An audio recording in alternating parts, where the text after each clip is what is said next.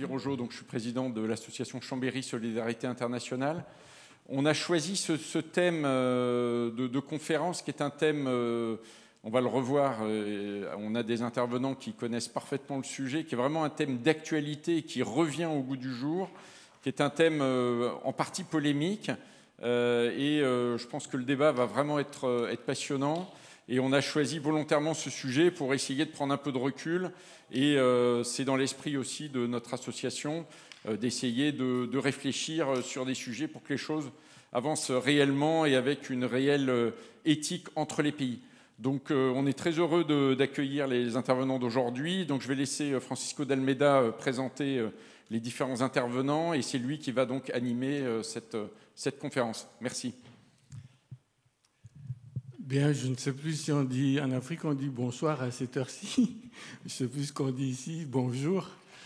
Je voudrais dire que le sujet dont nous allons parler est un sujet plus important que nous pouvons le penser et que, au-delà du titre ou de la question polémique de la restitution des biens culturels spoliés aux pays africains, ce qu'il y a derrière, c'est la création, l'invention d'une nouvelle relation entre les peuples des pays qui ont dominé les autres et ceux qui ont été dominés. Quelle forme de relation pouvons-nous construire, pouvons-nous mettre en place, pouvons-nous proposer à partir de la question ponctuelle de la restitution des biens culturels. Donc on voit que l'enjeu est beaucoup plus large que la simple question technique, juridique, voire politique de la restitution. C'est un thème complexe qui est lié également au poids de la charge émotionnelle qu'a été et qu'est encore la colonisation de part et d'autre. Et donc nous allons avoir à faire un exercice, un parcours délicat, un parcours intellectuel délicat, pour essayer de mettre les choses à leur place dans une perspective plus large, qui est celle de la relation aujourd'hui, en ce XXIe siècle, entre des peuples qui ont été dominés et d'autres qui ont été les dominateurs. Je précise tout de suite que ce ne sont jamais des peuples qui se dominent, c'est des bouts de peuples d'un peuple qui domine ceux d'un autre peuple. Donc il faudra faire attention à la généralisation. Et je voudrais montrer à la caméra le titre du rapport qui est à l'origine de ce débat.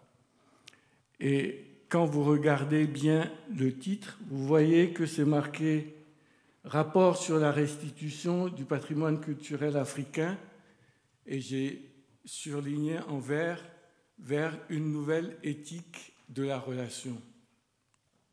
Ce sous-thème ou ce sous-titre est bien plus important que la seule question de la restitution.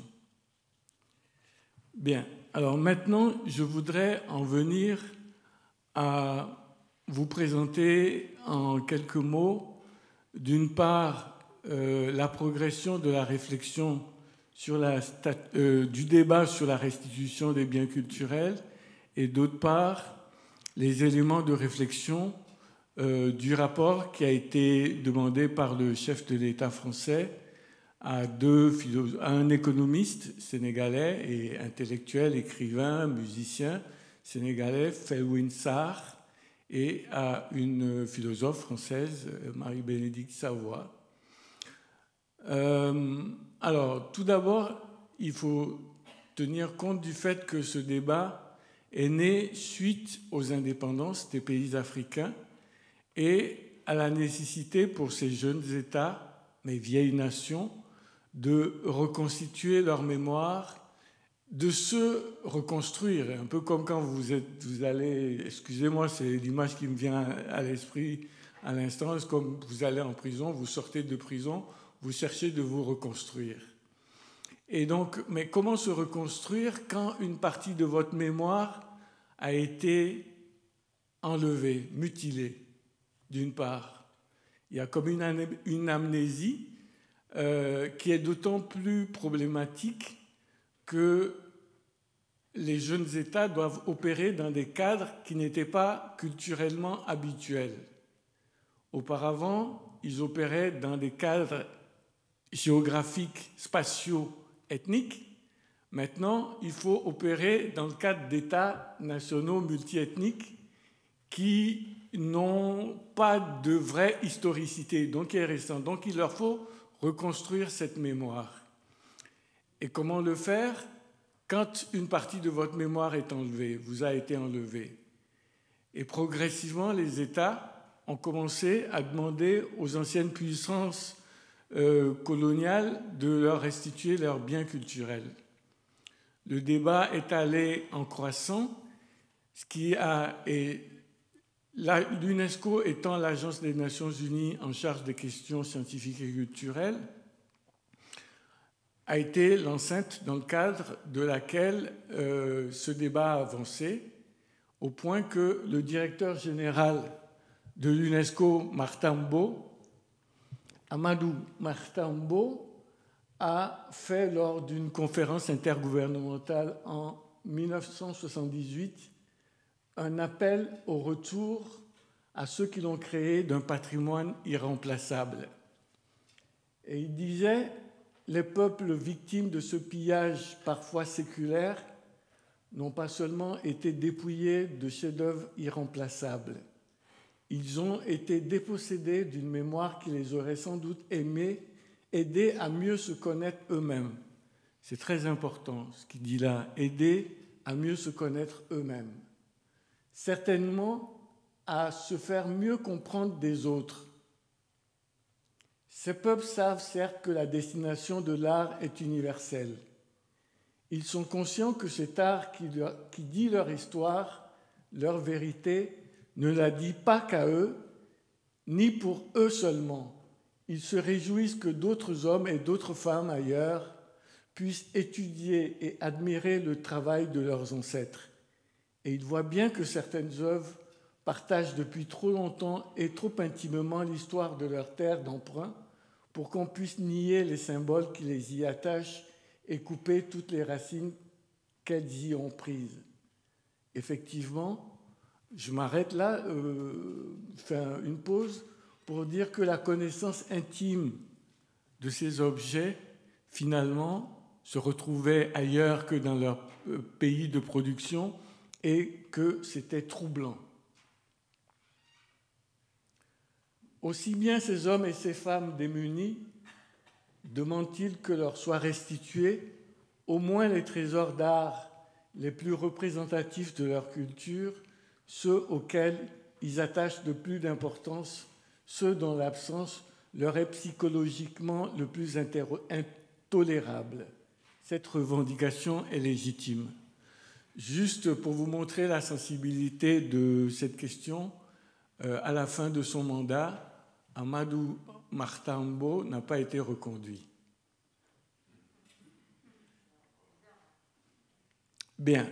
Donc, le débat a été plus ou moins gelé, principalement en Europe, et puis il a ressurgi, je me souviens, dans les années 1990, et il y a eu une réflexion qui a été engagée par la direction des musées de France sur les relations internationales des musées français, musées nationaux et musées territoriaux, avec les pays africains au sujet des collections d'objets africains qui étaient dans les réserves ou dans les musées, des musées français.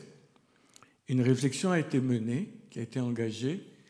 Il se trouve que j'ai eu l'occasion de travailler aux côtés de Étienne Féhaut sur cette question, dans le cadre d'une réflexion européenne là-dessus, entre des musées français, suisses, africains, anglais, belges et hollandais, pour réfléchir à que faire des objets africains spoliés qui se retrouvaient dans les collections des musées africaines pour qu'ils puissent être des vecteurs de connaissances ou de collaboration entre les peuples. Donc un certain nombre de propositions avaient été émises, mais elles butaient beaucoup sur la question juridique de ce qu'on appelle l'aliénabilité des biens publics. C'est quand un objet rentre dans la collection d'un musée, il devient juridiquement inaliénable, sauf sous certaines conditions. Et donc le débat a été gelé, là, à nouveau.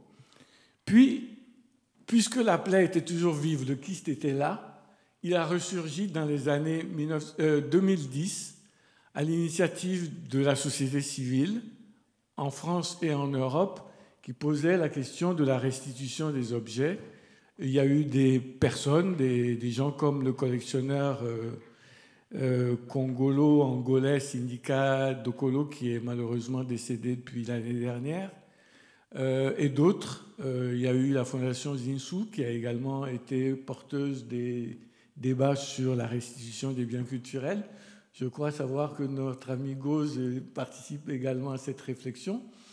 Et ça a ressurgi, avancé, il dit que non, et au point que la réflexion a mûri ou s'est développée dans le milieu professionnel, et dans le cadre de la réflexion sur la création d'une nouvelle relation géopolitique entre les pays africains et la France, le président Macron a, lors de son discours à Ouagadougou, émis l'idée de restituer aux peuples africains les objets qui ont été spoliés pendant la période coloniale.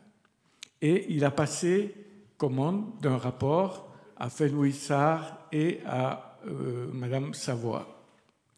Alors, que dit ce rapport ? Il dit une chose que je trouve extrêmement importante, notamment, c'est de dire penser les restitutions implique davantage qu'explorer le passé. Il ne s'agit pas seulement de rendre des objets qui témoignent de culture dans le passé, mais il s'agit avant tout de bâtir des ponts vers des relations plus équitables. Bâtir des ponts vers des relations plus équitables. Comment ? C'est un peu l'objet du débat que nous allons avoir. Ça peut être par le dialogue, ça pourrait se faire par les échanges, ça pourrait se faire par une diversité d'opinions et de modalités, à condition qu'il y ait eu la restitution des biens culturels et la revalorisation de la mémoire. En fait, nous avons tous besoin, où que nous soyons, en tant qu'humains, besoin de reconstituer, de retrouver notre mémoire pour inventer l'avenir. Et c'est de ça qu'au fond, il s'agit, malgré les écueils dont les différents intervenants vont nous parler au cours de ces débats.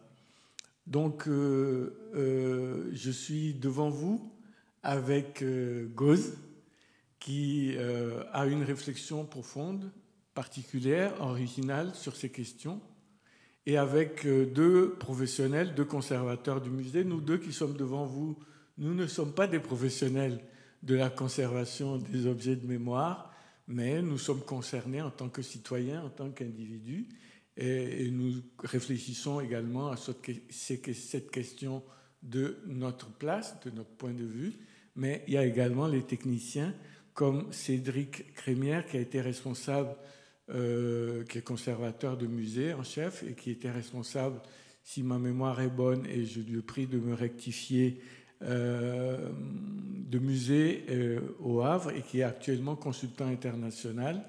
Il est membre de l'ICOM France. Et nous avons également Lassana Cissé qui nous participe à cette réflexion avec nous depuis Bamako et qui est également consultant international auprès de l'UNESCO et du Centre du patrimoine mondial. Il est ancien directeur national du patrimoine culturel du Mali.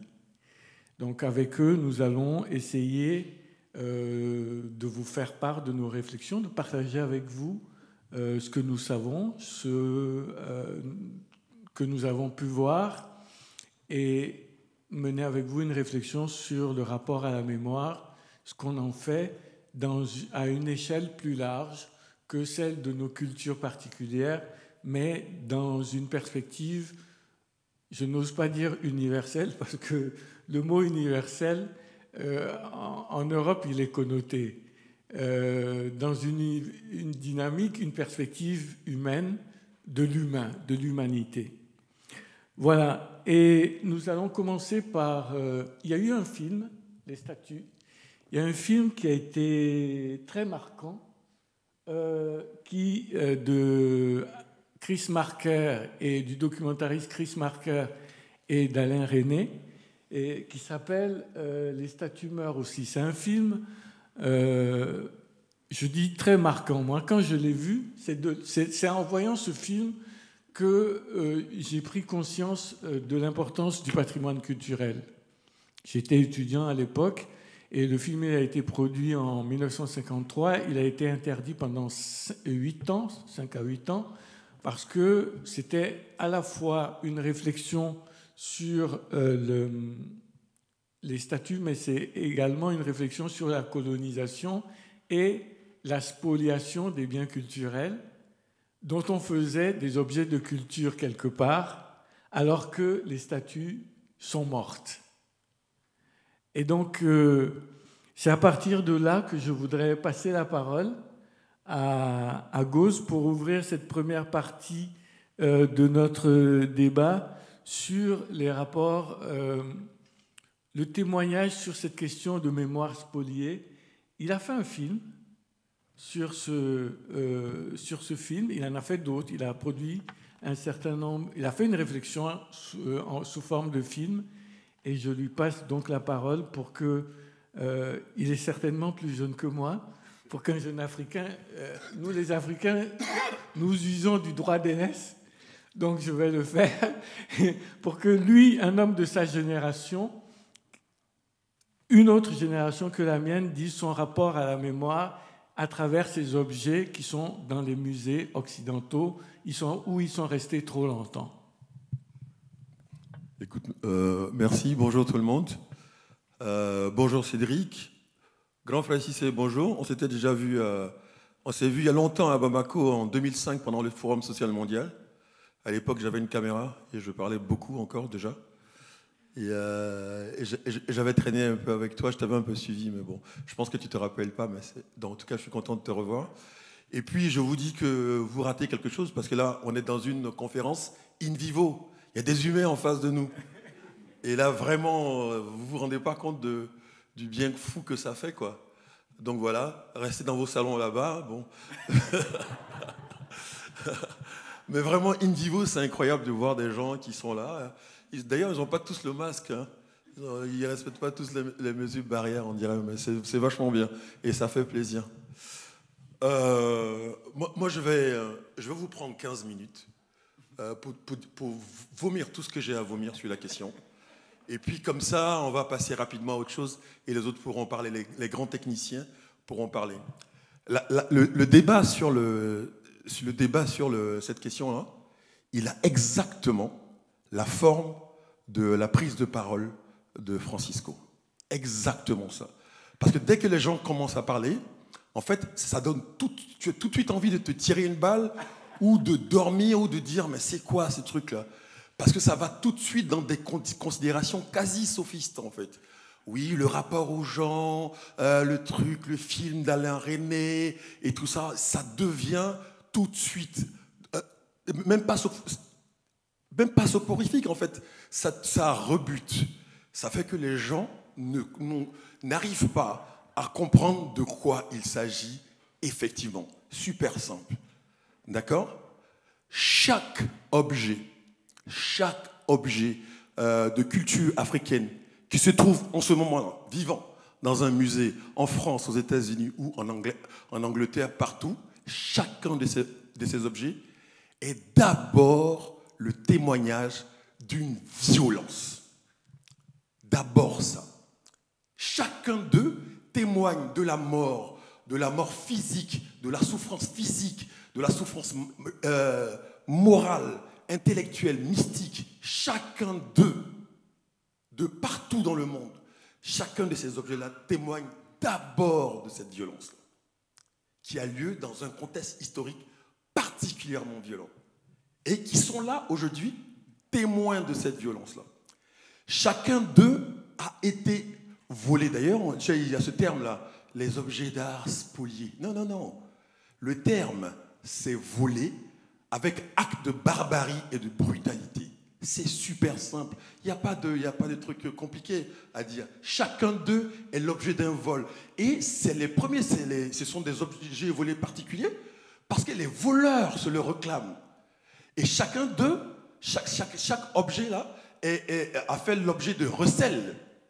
Et les receleurs se vantent d'être des receleurs. Ça donne de la valeur à ces objets-là. C'est d'abord ça, ces objets-là. Moi, je ne les connaissais pas du tout. Je ne les connaissais pas du tout. Mais je savais que d'abord, avant de savoir c'est quoi le sabre d'Eladio Martal, ou bien les statues d'Ifé, ou bien les reliquaires Mbédé, tout ça, c'est d'abord ça que ça signifie pour des gens comme nous. Et c'est ça qu'il faut dire. C'est ça le début du débat. Donc, avant de discuter, tu dis que tu as volé mon truc, donne-le-moi.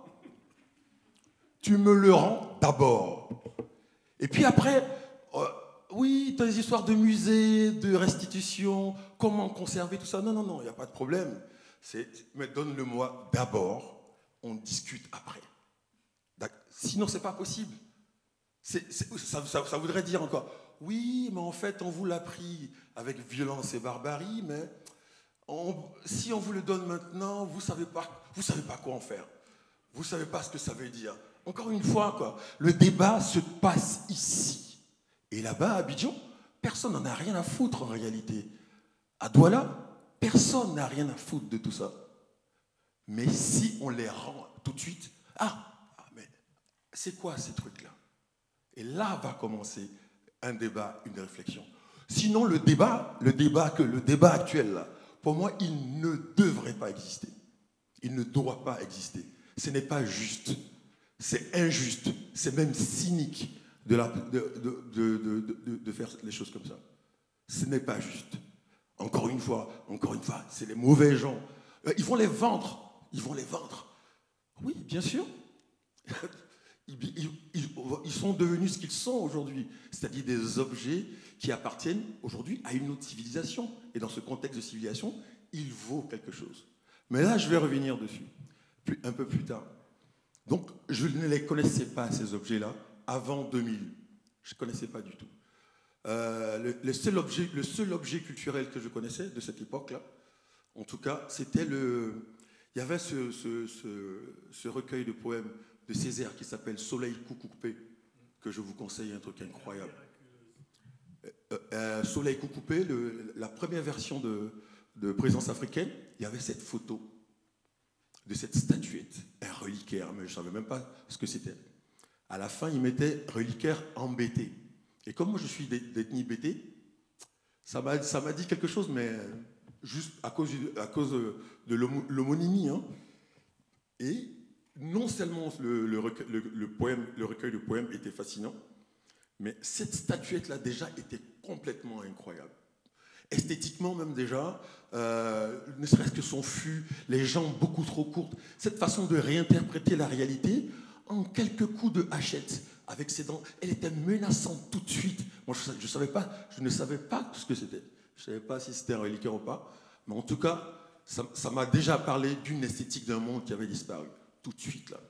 Et en 2000, j'étais à Jussieu, je faisais des études, la maison de la chimie, c'est juste à côté, je vois la statuette, la même photo que sur le livre de Césaire. Et je rentre là-bas, et c'était la première fois que j'étais légitime même d'ailleurs, pour rentrer dans un endroit dans le 6e arrondissement. Ils ont dit, ah mais oui, venez, ils m'ont donné même un catalogue gratuit et tout ça, parce que j'avais la bonne couleur pour une fois. Et ils ont vendu aux enchères cette statue-là à 14 millions de francs à l'époque. 14 millions. En 2000, il n'y avait pas encore l'euro. Je me suis dit, c'est quoi ce délire-là? Ce bout de bois-là, 14 millions. Et il était parti à d'un mec qui s'appelait Barbier Muller. Et donc, moi, c'est là que j'ai commencé à chercher à savoir pourquoi ça vaut si cher. Et c'est là que je comprends que ces objets-là ont fabriqué ce qu'on appelle l'art moderne.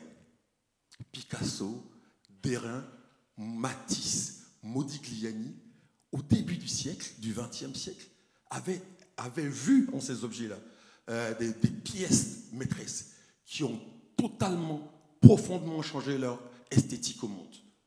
Et donc, leur monde, là, leur esthétique aussi, a changé l'esthétique du monde en créant ce qu'on appelle l'art moderne. On peut pas faire mieux, quoi. Donc, et je me suis dit, putain, ces objets-là, les trucs de mes grands-pères, là, c'est ça qui a donné Guernica. C'était totalement fascinant. Donc j'ai tiré la pelote.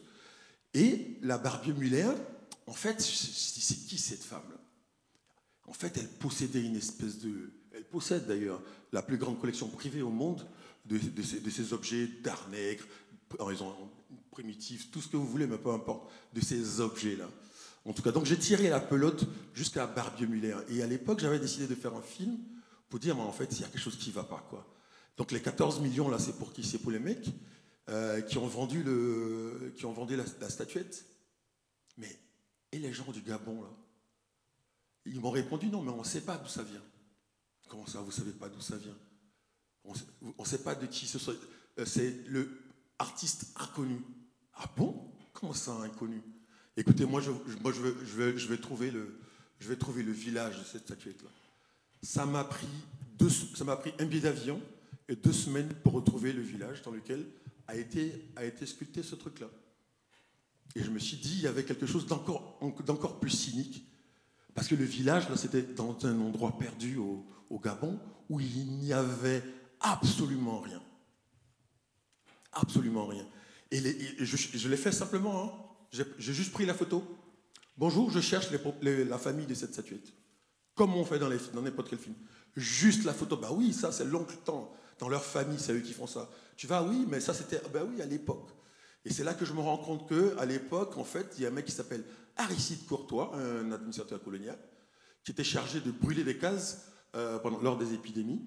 Donc, il brûlait les cases par ailleurs et récupérait les objets de l'autre côté, qu'il revendait dans un circuit assez connu de tous, en fait, finalement. Et ça rapporte du fric, bordel, les amis. Ah bon? Tout ça, ça rapporte du fric. Ok. Dans la restitution, personne ne parle d'argent. Ils ne disent jamais ça, ils sont dans les grandes phrases, là. Ils ne parlent jamais de ça. Personne ne parle d'argent. On sait combien rapporte le musée du Quai Branly, le musée d'art moderne de Londres ou bien de je ne sais où. On sait ce que ça rapporte. D'accord? Bon, vous dites que ouais, ben c'est compliqué de nous les rendre. Ok, gardez-les. Mais filez le fric quand même que ça rapporte. Donnez le fric et fabriquons justement, refabriquons, rétissons la mémoire de ces objets qui sont partis là en éduquant les gens qui sont là-bas. Le musée, pour moi, ce n'est pas une problématique. Le grand frère ici, là, eux, c'est des grands techniciens, eux, ils savent quoi en faire. Mais pour moi, le musée, ce n'est pas grave. C'est un endroit mort pour les statues. Les trucs vivent, finalement. Et donc, ces objets-là viennent d'une époque qui a valorisé les valeurs esthétiques de nos anciens, là, tout en piétinant les cultures qui ont donné ces valeurs esthétiques-là. Ce n'est pas juste. Il faut juste les rendre, d'abord, et discuter ensuite. Donc, dans l'idée de rendre, j'ai une anecdote assez croustillante qui date des années 90, c'était encore en Côte d'Ivoire. Il y a un vieil Américain qui avait acheté ce qu'on appelle des fûts jumeaux, 2 grands tam-tams comme ça, dans les années 50, et puis, taraudé par je ne sais quelle culpabilité, il a décidé de le rendre, lors ce qu'on appelle une grande fête de génération et tout ça. Donc vraiment, il a fait le boulot comme les Cédric là savent faire, c'est-à-dire un travail d'information, de formation avec les gens, de discussion, jusque même sur la date à laquelle les jumeaux allaient revenir. Ils ont ramené les jumeaux. en pleine fête de génération en Dokwa, là-bas, à Yopougon, derrière Yopougon, justement. Et il y a 2-3 vieux seulement qui savaient ce que c'était. Ah, mais putain, ce sont les jumeaux. Mais ça, c'est vachement bien. Et donc, les jeunes ont fait, ah ouais, ben, donc c'est les anciens tam-tam dont vous parlez. Oui, ben, on va voir comment ça sonne. Devant les yeux ébouriffés, devant le regard ahuri du pauvre vieil américain, grand collectionneur, ils ont tendu une peau de chèvre tout de suite là, sur les 2 fûts. Ils les ont tapés jusqu'à ce qu'ils se rompent. Ils se sont cassés parce que ça faisait longtemps qu'ils n'avaient pas servi. Et donc lui, il était complètement... il n'en pouvait plus, quoi. Mais c'était fini, c'est plus ton objet. Puisque tu l'as rendu. Tu l'as rendu à ce que tu penses être sa culture. Et c'est ça, sa culture. C'est de vivre et de faire vivre des choses. Ils ont battu le tam-tam à mort. Et moi, j'ai trouvé que c'était le truc le plus beau de tous les temps, en fait. La restitution la plus belle de tous les temps. Et c'est comme ça que ça devrait se passer. On devrait d'abord rendre ces objets-là pour qu'ils retissent une mémoire, ils retissent une éducation aux gens. Et puis ensuite, on discuterait avec des gens qui ont retrouvé le contact d'objets perdus. On discuterait avec eux et pas le contraire. Donc l'histoire des rapports et tout ça, là, non, c'est bon. Rendez-les, on parle après. Si on veut les garder, on garde. Si on veut pisser dessus et les jeter au feu, on le fait. Mais ce sera notre responsabilité historique. Et donc voilà. Donc moi, ma pensée se résume à peu près à ça. Donc je résume. Donc ramener le fric, ramener les objets. On va discuter après de ce qu'on en fait. Parce qu'on est conscient qu'ils sont devenus aussi des objets qui ont une valeur mondiale. On est conscient de ça. Mais c'est à nous de voir. C'est à nous de voir. C'est à nous d'être en accord avec ça. C'est à nous de voir. Pas le contraire. Voilà, c'est nous qui devons, pour la première fois, c'est nous qui devons donner les modalités. Le calendrier de restitution, c'est à nous de le faire. Tout le reste, c'est que bavardage et discussion, machin. La réflexion a été faite. Alain René, tout ça. Alain René, il a tout dit. Il a tout dit. Qu'est-ce qu'il n'a pas dit? Le rapport Savoie, machin, ils disaient rien de neuf, quoi. Et d'ailleurs, j'ai répondu au film d'Alain René qui s'appelle Les Statuaires aussi. Moi, j'ai répondu, les sculpteurs meurent aussi. Parce que je vis dans un village à Bassam de sculpteurs. Donc j'ai filmé, tous les jours où je travaille, je sculpte mes mots avec des gens qui sculptent du bois. Donc ils sculptent des Tintins pour les touristes aujourd'hui, pour pouvoir vivre. Mais de temps en temps, ils sculptent 2 ou 3 fétiches. Donc ils ont perdu eux-mêmes la mémoire. Et d'ailleurs, pour conclure, le fameux Muller, donc le mari de Barbier Muller,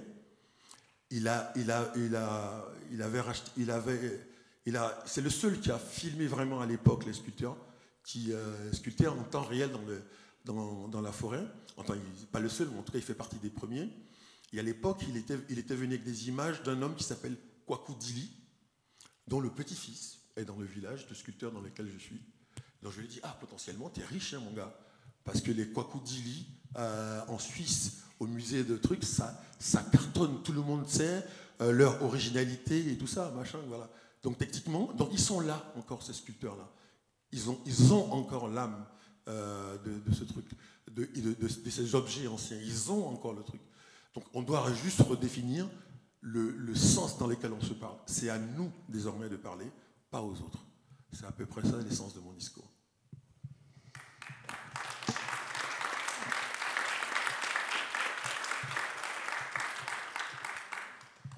Voilà de fortes paroles qui posent des questions de façon radicale, la question de la restitution. On va ouvrir néanmoins, comme ça ne se fait pas, ça veut dire que ça ne paraît pas aussi simple que c'est demandé. Ça veut dire qu'il y a des défis à relever. Et je me retourne donc vers Lassana Cissé et Cédric Crémière, qui sont des professionnels des questions du patrimoine, pour avoir leur réflexion sur les défis de la restitution de ces biens culturels qui furent spoliés. Alors, je vais peut-être demander à Lassana si c'est de nous donner son point de vue, son expérience, à la fois sur le terrain, en tant que responsable de la mission culturelle de la région de Bandiagara, qui est une des régions où justement beaucoup de biens ont été prélevés. Oui. Et également, il a été directeur national du patrimoine culturel du Mali, et où la question de la restitution des biens culturels se pose. Je crois qu'il est l'auteur également d'une note là-dessus pour nous faire un peu l'état des lieux, le point de la question de la restitution dans les pays africains et en l'occurrence au Mali. Lassana. Merci bien, Francisco. Et bonjour tout le monde. Bonsoir, je ne sais pas. Alors, je suis content de participer à ce débat très intéressant sur la restitution des biens culturels. Comme l'a dit Francisco, je sais de quoi je parle parce que j'ai été pendant 18 ans gestionnaire du site de falaise de Bandiagara, qui est un des sites emblématiques, le site le plus vaste inscrit sur la liste du patrimoine mondial de l'Afrique ouest, 4000 km². Donc c'est un territoire, un site vivant, la culture est très, très, très vivante. Jusqu'à présent, malgré le contexte de crise. Alors là, j'ai vécu des expériences très intéressantes. D'abord, je vais vous renvoyer à regarder un film que nous avons réalisé entre 2000 et 2006, qui s'appelle « Les dieux sont à vendre ». En fait, c'est l'histoire d'un fétiche qui a été volé en 98-99, qui s'est retrouvé aux enchères sur la place à Paris et qui a été récupéré suivant nos efforts fournis et restitué aux populations détentrices de c'est un couple, de cet objet. Donc les dieux sont à vendre, il faut chercher à voir. Vous allez comprendre toute la problématique pour comprendre que ce n'est pas lié seulement à la colonisation. D'ailleurs, bien avant la colonisation, on n'en parle pas souvent.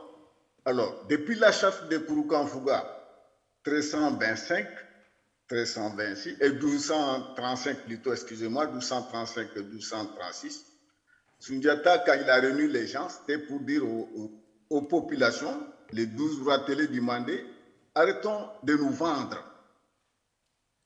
Arrêtons, mettons fin à l'esclavage. Parce que l'esclavage, quand on t'amène, on te dépouille de tout. De ta mémoire d'abord, tu deviens, comment dirais-je, colonisé. Donc, l'histoire de l'Afrique, parce que la colonisation arabe, c'est vrai que ce n'est pas la même forme, mais a contribué à spolier le patrimoine africain.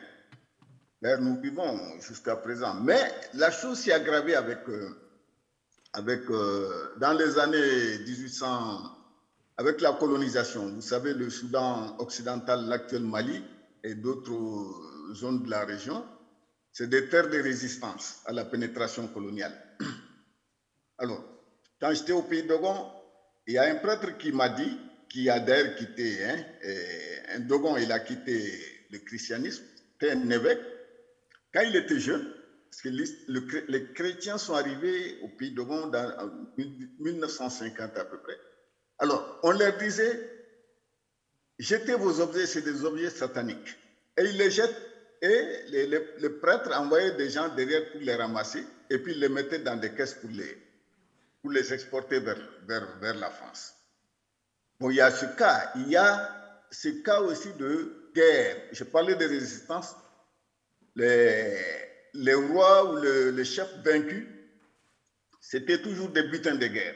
Ce n'est pas que les objets, on cherche l'or, les trésors, le fameux trésor de Ségou, vous avez certainement entendu parler. C'est en 1890, je crois précisément, que Archinard a occupé Ségou.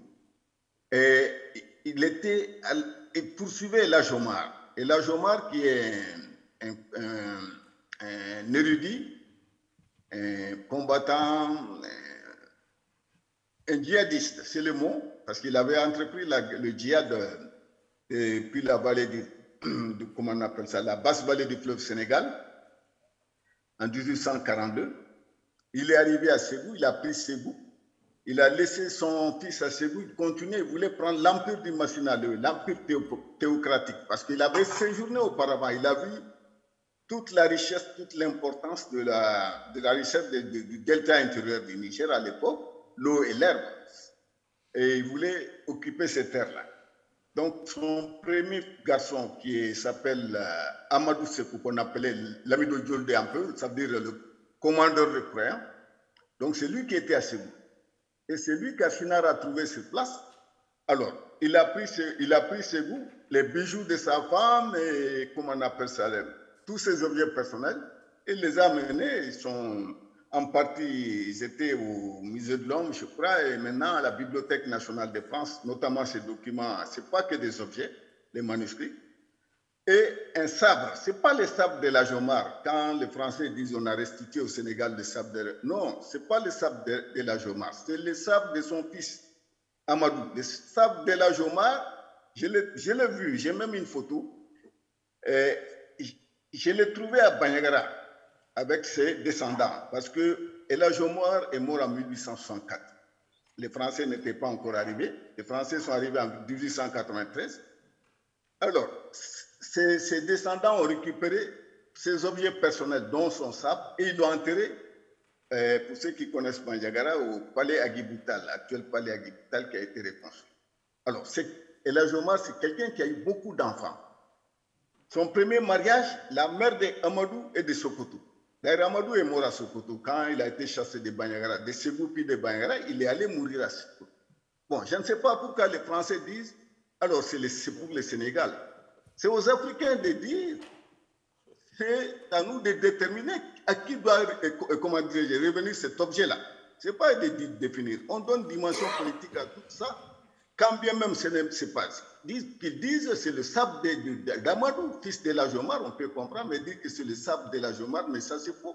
J'ai vu le sabre, son nom est gravé sur comment on appelle ça, sur le sabre, la tête du sabre, parce que quand vous voyez le sabre de El Hadj Omar, c'est comme un sceptre. Il tenait ça tout le temps. Bon, ça c'est une parenthèse. Je suis d'accord avec mon frère Beuz là, quand il dit, bon, moi, c'est ce qu'on a débattu. Est-ce que c'est le moment de revendiquer? Enfin, l'objectif principal, c'est d'abord de nous donner ce que ces objets-là ont rapporté en termes d'argent. Le musée du Quai Branly, c'est quoi qu'en 2018-2019, on parlait de 4 millions de visiteurs. Je ne sais pas combien de visiteurs payent. Hein? C'est-à-dire les revenus directs. Je ne parle pas de revenus directs. Quand vous calculez ça, même si c'est 10 euros par taxe d'entrée, ça fait beaucoup d'argent. Et si vous multipliez ça pendant les années où ces objets étaient là, c'est des milliards. On va nous dire en retour. Voilà. Bon, donc, il y a ce cas. Nous, au Mali, on a bon, après la mission Felioun Sarr et Bénédicte Savoie, c'est un rapport qui m'a déçu personnellement. Bon, ils ont dit on va restituer au Mali 16 objets. Et parmi ces 16 objets, j'ai vu qu'il y a un ou deux masques Kanaga. Mais les plus beaux objets, les plus belles sculptures des Kanaga se trouvent au pays de Gabon. C'est pas ce que on n'a pas besoin de ça. Il y a d'autres objets plus valeureux, comme les statuaires Telem. Les Telem, c'est les populations qui ont succédé les Dogons dans les falaises. Le mot Telem, ça signifie en Dogon les gens qu'on a trouvés sur place. Et ils ont produit une culture matérielle extraordinaire. Alors, entre 1964 et 1980, les Néerlandais de l'Université d'Utrecht ont organisé des fouilles avec l'Institut des sciences humaines du Mali, des fouilles qui ont donné des résultats extraordinaires, pas seulement en termes de récolte d'objets, mais en termes de datation. On a trouvé des constructions qui datent du 3e, 2e siècle avant Jésus-Christ, dans les anfractuosités des falaises. La même chose a gêné le couple Mackintosh. Suzanne Rodé Mackintosh. On fait des fouilles, on trouvait des terres cuites. Après ces trouvailles-là, le phénomène de trafic illicite s'est accentué. C'était dans les années 80. Et les mêmes datations ont montré qu'il y avait une ville, une cité urbaine en Afrique de l'Ouest 300 ans avant Jésus-Christ. Qu'il y avait cette cité-là. C'est ça l'importance on parlait de mémoire de ceci, cela. Mais ces objets-là, ces objets qui sont par exemple à Leiden, 650 objets issus de fouilles licites, pas illicites, hein, sont gardés. On ne sait même pas sur la base de quoi, parce que, vous savez, l'oral, on est trop marqué par l'oral. Est-ce qu'il y a des conventions qui disent, regardez tout ça? Mais les Néerlandais, par acquis de conscience, ont quand même investi sur les sites du Mali, dans le cadre d'un programme qui s'appelle Conservation de l'architecture monumentale en terre du Mali. J'étais encore à Banyagra, Guinée Banyagra ont bénéficié de l'appui. Bon, les autres, est-ce qu'ils ont fait la même chose? La mission Dakar-Djibouti-Griol, alors, ça fait des dégâts. Hein? Les conos de Kéméni, ça va même d'arriver à chose. Lisez l'Afrique fantôme, vous allez voir tout ce qui s'est passé dedans. Nous, en tout cas, pour vraiment me résumer, cette question de restitution, on en a débattu. Macron a lancé l'idée. Ce n'est pas l'idée, a tenté de mettre en œuvre parce que Francisco l'a dit, hein, c'est avec depuis Matarmbo, en 2010 et 2013, c'est revenu. La question est revenue. Alors, comme ça persiste là, aujourd'hui, à Ouagadougou, jusqu'en 2017, il a dit, bon, on va faire quelque chose. Alors, Patrice Talon, il a pris le devant. Il s'est beaucoup endetté à la Banque mondiale en créant une agence de patrimoine, Agence nationale de patrimoine et du tourisme. Pour faire du Bénin, c'est le slogan, la vitrine de l'Afrique de l'Ouest sur le plan touristique. Alors, récemment, la France, l'AFD, a prêté 35 millions d'euros pour construire le musée des Amazones à Abomey. Abomey, vous savez, c'est un site, le palais royal d'Abomey, c'est un site classé sur la liste du patrimoine mondial. J'ai été évalué en 2019, mais c'est un site totalement délabré. Comment vous allez venir construire un musée à coût de milliards de francs CFA sur un site qui mérite d'être mis sur la liste en péril? Il y a beaucoup de non-dits dans cette histoire de restitution. Nous, en tout cas, au Mali, c'est qu'on nous avons dit qu'on nous laisse développer des stratégies. Parce que nous avons été victimes en 2012-2013 avec la destruction des mausolées que vous avez suivies. Les patrimoines, il y a eu un musée français d'ailleurs, à Saint-Claude, qui a été saccagé à Tombouctou. Les manuscrits, l'autodafé des manuscrits, vous avez suivi. Alors, on s'est dit, est-ce que dans cette situation d'insécurité, nous, on doit parler de restitution? Surtout les objets qu'on nous propose, c'est des objets, je ne veux pas dire minables, mais en termes de quantité et de qualité, ça ne vaut pas ça.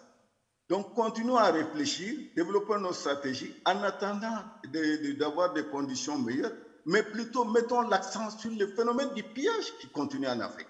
On ne le dit pas. Hein? Au Sahel, au Mali, le nord du Mali, c'est occupé par qui? Tout le monde sait que le désert, le Sahara, recèle énormément d'objets archéologiques.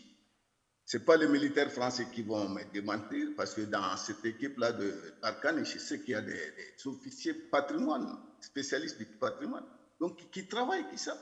Donc nous, notre priorité au Mali ici, ce n'est pas de dire, bon, donnez-nous tout de suite nos objets. C'est vrai, il y a un musée à Bamako, un musée, j'allais dire, de très grande qualité, mais on est confronté à l'insécurité. Est-ce qu'en les ramenant, qu'est-ce que nous allons faire? D'abord, il n'y a pas une exploitation avec cette crise multidimensionnelle. Là, il y a énormément de problèmes autour de ça. Bon, on ne se précipite pas, quoi. Bon, donc, à chaque pays, ces réalités, ceux qui les revendiquent, ils ont certainement les raisons pour le faire. Mais nous, on s'est dit, continuons à réfléchir. Et qu'est-ce qu'on doit faire? Même si on nous obstine, est-ce que c'est des objets à remettre aux communautés? Parce qu'on sait, la plupart du temps, on sait d'où proviennent ces objets-là. Est-ce qu'on doit les remettre à ces communautés ou à ces régions, à ces collectivités, là où les infrastructures de conservation existent? Ou est-ce qu'on doit les garder à Bamako? Parce que souvent, Bamako, Paris, c'est pour un paysan qui se trouve à Kolokani ou c'est pas à Kadiolo, ou à Bandiagara, c'est Bamako, Paris, il n'y a pas grande différence. Parce qu'ils ne se déplacent pas. Bon, donc, cette question, je crois qu'il faut relativiser, mais c'est aux Africains de développer les stratégies. Nous avons des espaces sous-régionaux, la CEDEAO, hein, comment on appelle ça, la CEMAC en Afrique centrale. Mettons-nous ensemble parce que nos pays, là, c'est des continuités culturelles. on a pris comme une sorte de règle, pour souvent même des frontières divisent un seul village en deux. Est-ce qu'on peut séparer? C'est des gens qui continuent à se marier entre eux, qui conservent les traditions, comme l'histoire de Soso-Bala, c'est notre histoire, certainement vous connaissez, qui est en Guinée, qui circulait de part et d'autre de la frontière. Quand Sékou Touré avait des problèmes avec Moussa Traoré, il a confisqué le Soso-Bala, les balafons de Soumangourou Kanté, donc depuis le XIIIe siècle, qui est même inscrit sur la liste du patrimoine culturel immatériel, donc qui se trouve du côté, alors que les deux communautés auxquelles appartiennent ces balafons-là, c'est-à-dire les familles Kouyaté de part et d'autre, c'est les mêmes familles. Bon, réfléchissons dans notre cadre et ne nous jetons pas sur ce que nous proposons, on va vous expliquer, sans compter, ça c'est un aspect aussi sur le plan autocritique.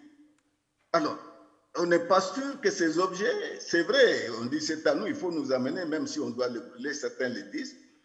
Mais les objets qui sont là déjà sont... Bon, je ne vais pas citer des cas, mais je sais qu'il y a très récemment un objet qui a été de grande qualité, qui a été conservé dans un musée depuis 1959, qui a été vendu par le conservateur à prix d'or, pas aux blancs, hein, mais à des féticheurs, comment on appelle ça, comme talisman. C'est un crâne de lion qui a été vendu. Hein, parce que pour des pratiques mystiques.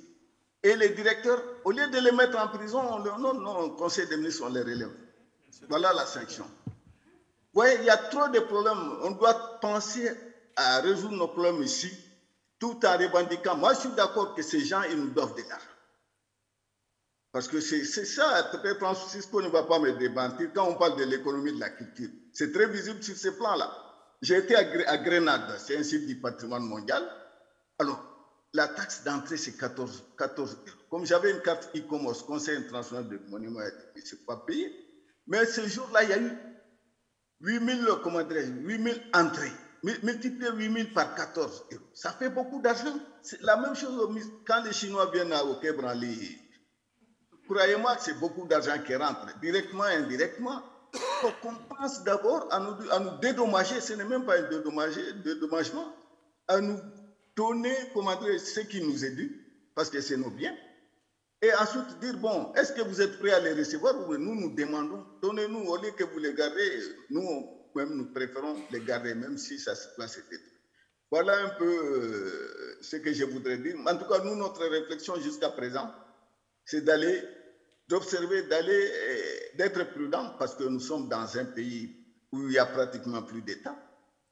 Et donc la question se pose, est-ce qu'il faut les ramener pour que tout cela soit volé encore ou tous ces objets disparaissent encore?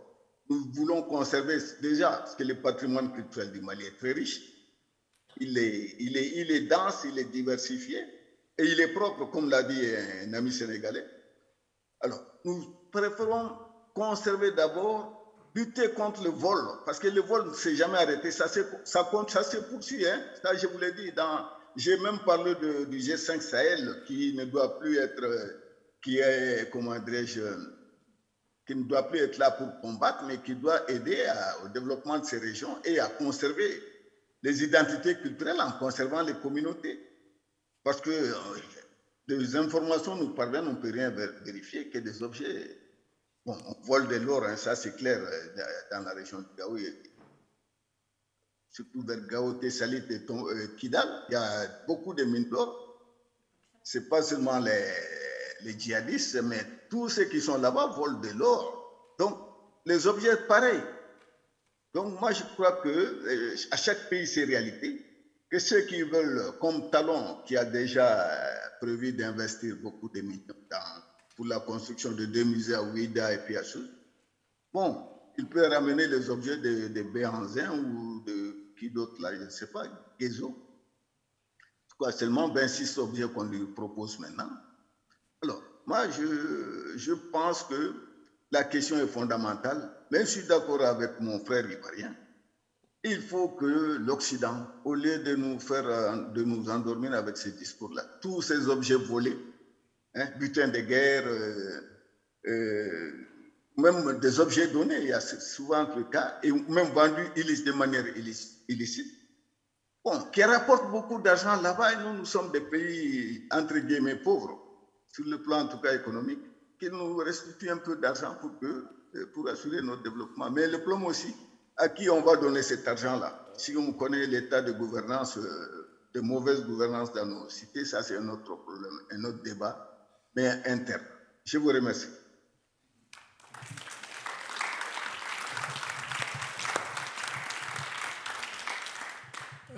Merci beaucoup, Lassana Cissé, qui pose le point de vue, un des points de vue maliens, qui montre aussi la complexité, bon, d'abord du débat, d'une part l'insistance sur le principe de restituer les objets à ses propriétaires ou ses producteurs originels, les difficultés de préserver les objets compte tenu du contexte actuel, la complexité dans le cas où il y aurait retour des revenus liés aux recettes réalisées par la présence de ces objets dans les musées européens, à qui de droit, qui montre quand même que c'est une question complexe néanmoins. Je voudrais maintenant passer la parole à Cédric Crémière, non pas pour faire comme une réponse à ce qui a été dit, mais de montrer du point de vue de la communauté des professionnels ici en Europe et en l'occurrence en France sur la question de la restitution, à la fois dans sa complexité, dans ses aspects techniques et dans ses aspects philo-éthiques principiels. Cédric, à vous la parole. Merci Francisco. Alors, juste une précision, je ne suis pas membre d'ICOM France, je l'ai été, mais ce serait délicat de ma part de parler au nom de ma communauté, puisque moi je m'intéresse à ces questions en tant que muséologue, et je les ai découvertes en tant que responsable d'établissement quand je me suis intéressé aux relations qu'on pouvait nouer quand on avait des objets dans un musée avec des communautés qui étaient liées à ces objets, notamment avec les communautés aborigènes en Australie et la question particulière de restitution des restes humains. Ça fait une dizaine d'années que je m'intéresse à ce sujet parce que c'est un sujet qui crispe beaucoup les communautés professionnelles. Et aujourd'hui, on a une polarisation du débat. Les pour, les contre. Il y a 20 ans, disons, quand on était pour, c'était une minorité. Aujourd'hui, les choses changent et on aurait d'un côté les progressistes et de l'autre les conservateurs. Il y a effectivement une polarisation. Moi, je voudrais parler un peu de mon expérience, la manière dont j'ai abordé la question lorsque j'étais directeur d'un établissement muséal. Et puis, je voudrais essayer, peut-être pour le public, essayer d'éclairer un peu avec des exemples internationaux, parce que souvent, on parle de la France, on se focalise sur certains sujets. Alors, moi, je crois que le sujet, il est extrêmement complexe. Ça ne veut pas dire qu'il ne faut pas le traiter. Hein. Et puis, je vais essayer d'exprimer ma réflexion en tant que chercheur en muséologie, plutôt que mon opinion. Alors, mon opinion, je vais vous la dire, moi, j'ai été qualifié par des collègues de restituteurs, c'est-à-dire mon opinion personnelle, c'est que je ne vois pas ce qui s'oppose à ce qu'on rende des objets, surtout quand, en plus, ces objets sont dans des réserves, etc. Je pense juste fondamentalement que la question de la restitution, c'est une fin, et ce n'est pas forcément le chemin. Alors, aujourd'hui, en termes de géopolitique, de rapport de force, les choses ont changé, la restitution vient comme ça. Mais on voit que depuis la déclaration de Ouagadougou, depuis le rapport Savoie-Sarr, il y a très peu de choses qui ont avancé, en fait, finalement. Donc, pour moi, ça me paraît être... enfin, je suis partisan, en tout cas, il y a une troisième voie qui est assez peu médiatisée ou écoutée, mais qui est celle tout d'abord d'un dialogue repensé entre on pourrait dire entre le nord et le sud, si on parle en termes de développement. Moi, je n'aime pas tellement ce vocabulaire, mais plutôt, alors ça peut être au sein des musées et ailleurs, mais enfin, repenser de ce que nous faisons de ce patrimoine, qui pour moi est un patrimoine commun et partagé. On peut penser aussi aux diasporas africaines qui, en France, pourraient tout à fait avoir davantage accès à un patrimoine qui n'est pas forcément exposé dans les musées. Je voudrais donc essayer de faire comprendre un peu une situation, c'est qu'on est face à souvent l'argument qui est donné pour nous, les parents, c'est que les collections sont inaliénables, imprescriptibles. Alors ça, c'est un argument fort. On a en France certainement une des lois qui protège le plus le patrimoine. Un de ses avantages, c'est que ça a permis justement que ce patrimoine ne soit pas vendu. Il y a eu des tentations, il y a encore des tentations pour dire, voilà, les budgets sont faibles, on pourrait vendre des œuvres, etc. L'inconvénient, c'est que de cette question de l'aliénation, c'est-à-dire qu'on n'a pas vraiment, même si la loi musée de 2002 a créé un dispositif qui permet de sortir des collections des objets, c'est quelque chose qui symboliquement ne se fait jamais dans les faits.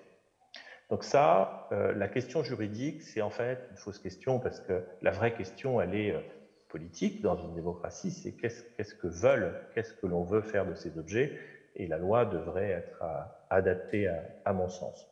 Mais je voudrais juste dire que ça a eu un avantage, et cette loi a des avantages de protection certains.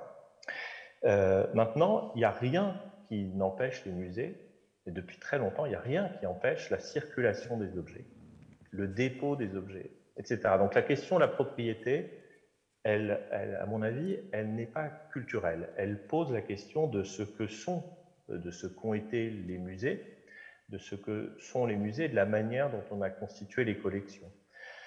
Et c'est pareil, il est intéressant, moi je suis davantage pour la nuance, c'est-à-dire de regarder, ce qui m'intéresse, c'est le travail sur l'origine. On a en France à peu près, si on compte les collections d'histoire naturelle, mais c'est assez intéressant, on dit qu'il y a à peu près 1200 musées de France, des musées publics, aussi des musées privés, et on a à peu près 100 millions d'objets. 100 millions, c'est quelque chose qu'on ne peut pas se représenter, 100 millions. Vous avez tout un tas d'institutions qui donnent du reste le nombre d'objets accessibles en ligne, etc. 100 millions d'objets, il faut les conserver, les rendre accessibles. Et pour moi, une des questions fondamentales, c'est rendre accessibles à tous ces objets. Est-ce que tous ces objets sont accessibles physiquement, accessibles, et ça c'était aussi le vœu d'André Malraux dans son musée imaginaire. Aujourd'hui, on pourrait dire c'est simple de rendre le patrimoine accessible en ligne.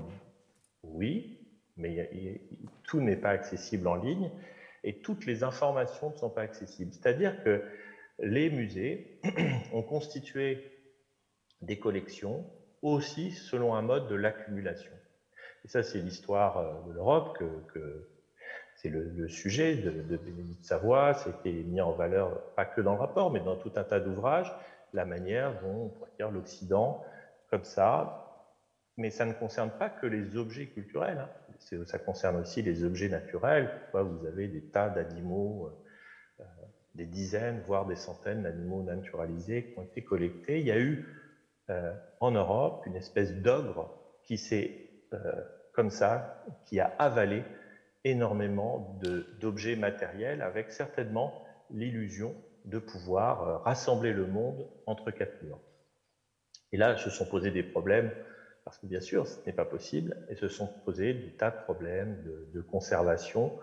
Et quand l'accumulation prend le pas sur la collection, eh bien, on ne sait même presque plus trop d'où viennent ces objets, et on ne se pose plus réellement la question du sens culturel d'avoir des objets avec des conditions de collecte inconnues, douteuses, etc. Sachant que la loi musée aujourd'hui, depuis 2002, donc, impose que l'on sache l'origine des objets, que ce soit des objets bien acquis, en opposition aux objets mal acquis, etc.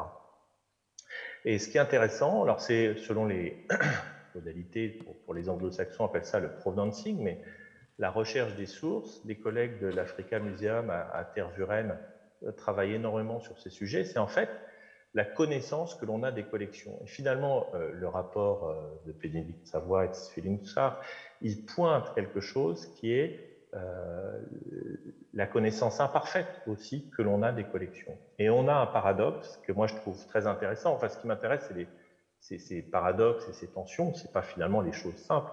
C'est que d'un côté, on va se dire, on a dans nos musées en Europe des objets tellement emblématiques, à valeur universelle, qu'on ne peut pas les rendre, on ne peut pas prendre le risque, etc. Mais paradoxalement, on ne sait pas exactement ce que l'on a. Je vais donner un exemple précis. Des amis aborigènes étaient à la recherche d'ancêtres dans des collections européennes. Et là, on leur dit, mais vous savez, ça c'est un témoignage emblématique pour l'histoire de l'évolution de l'humanité. Ah, très bien. Alors, du coup, vous devez savoir qui est cet individu. Et on ne savait rien de cet individu, ni des conditions de collecte. C'est-à-dire qu'il y a un paradoxe à reconnaître que les collections qu'on trouve dans les musées sont des collections à valeur hétérogène. C'est pour ça qu'il y a, à mon avis, toute une question. Il y a des chefs-d'œuvre, il y a des objets mal acquis, il y a des objets acquis selon des modalités connues, légales, etc. Et c'est cette pluralité qui est intéressante. Et moi, ma question, c'est pourquoi les musées réagissent comme ça? Alors, je pense qu'il y a une tension dans le monde des musées qui est liée au fait que les musées sont des espaces pour conserver pour les générations à venir. Ce sont des institutions, on pourrait dire, fortes, qui doivent résister un peu au temps qui passe très vite, hein, parfois des questions de superficialité, d'actualité, ça c'est peut-être leur richesse, mais par contre, ce sont des espaces qui ont des difficultés à s'approprier le temps du débat et une espèce d'immédiateté. Et aujourd'hui, là où la question a fondamentalement changé, sur la question du statut des objets et de leur propriété, c'est quand même qu'on est, depuis la déclaration du président de la République, dans une nouvelle ère qui est que nous souhaitons, en France, que le patrimoine soit restitué. Et donc, la question des... Je parlais à l'instant de la question des origines, et ça, à mon avis, elle est fondamentale. Alors, je ne partage pas l'avis qu'il faut mettre tout dans un même panier en termes d'objets, parce que les objets nous racontent des histoires très différentes. Mais il serait déjà capital et important de renseigner ces objets et leurs histoires. Moi, je pense qu'un objet peut être, si la question de la restitution dans l'imaginaire, c'est l'idée que l'objet va partir, va prendre un risque, etc. Et je pense qu'il faudrait qu'on retourne la question, peut-être en changeant le régime de propriété et en se disant, voilà, on règle immédiatement la question. Un pays peut être propriétaire d'objets conservés dans des musées en France, le temps de pouvoir l'accueillir, etc. Voilà. Et je crois que ces questions, pourquoi il y a des réticences? Alors souvent on pointe à l'échelle internationale, il y a beaucoup de pays qui ont entamé des démarches très importantes de restitution vers l'Afrique. Et je ne sais pas si c'est je n'ai pas la réponse. En France, est-ce que c'est une question parce que notre vie patrimoniale, la vie des musées, s'est constituée autour d'une loi très forte? Est-ce que c'est aussi parce que le terme de restitution, qui existe depuis longtemps, hein, c'est un terme en général de règlement postérieur à des conflits, les restitutions en 1815 de la France de biens saisis par les armées napoléoniennes, ce sont des choses très réelles. Donc c'est souvent un retour suite à une défaite. Et moi, je pense que là, en tout cas, les restitutions pourraient être vues comme des victoires et des points d'orgue dans le dialogue entre la France, en l'occurrence, et les pays africains.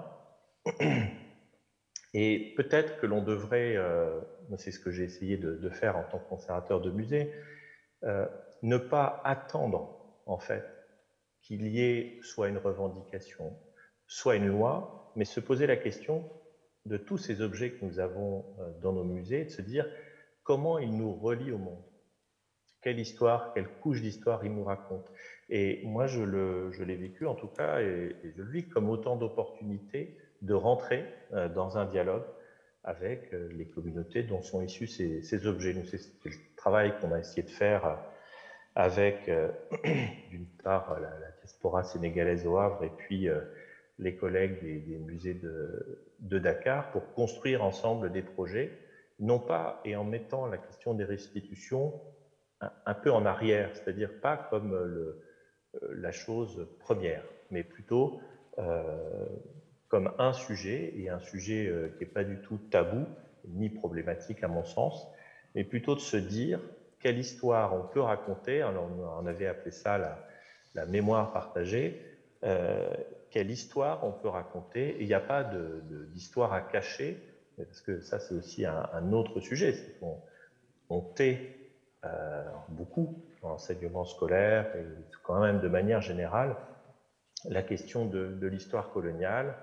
Et moi, je trouverais très intéressant qu'on se serve des musées aussi comme des lieux d'appui pour aborder tous ces sujets d'actualité, des sujets qui sont très politiques, qui sont parfois polémiques, mais c'est intéressant, d'autant plus intéressant, mais qu'on renoue aussi autour d'un vrai dialogue et de confrontation, puisque les sujets sur les restitutions que je suis depuis plus de 10 ans, bien, on fait souvent des colloques ou des conférences avec les opposants, des colloques ou des conférences avec les partisans. Et la réalité de tout ça, c'est que moi, je vois très peu d'objets qui sont déposés en Afrique. Il y a des problèmes, souvent on dit qu'il y a des problèmes d'assurance, des problèmes de coûts, etc.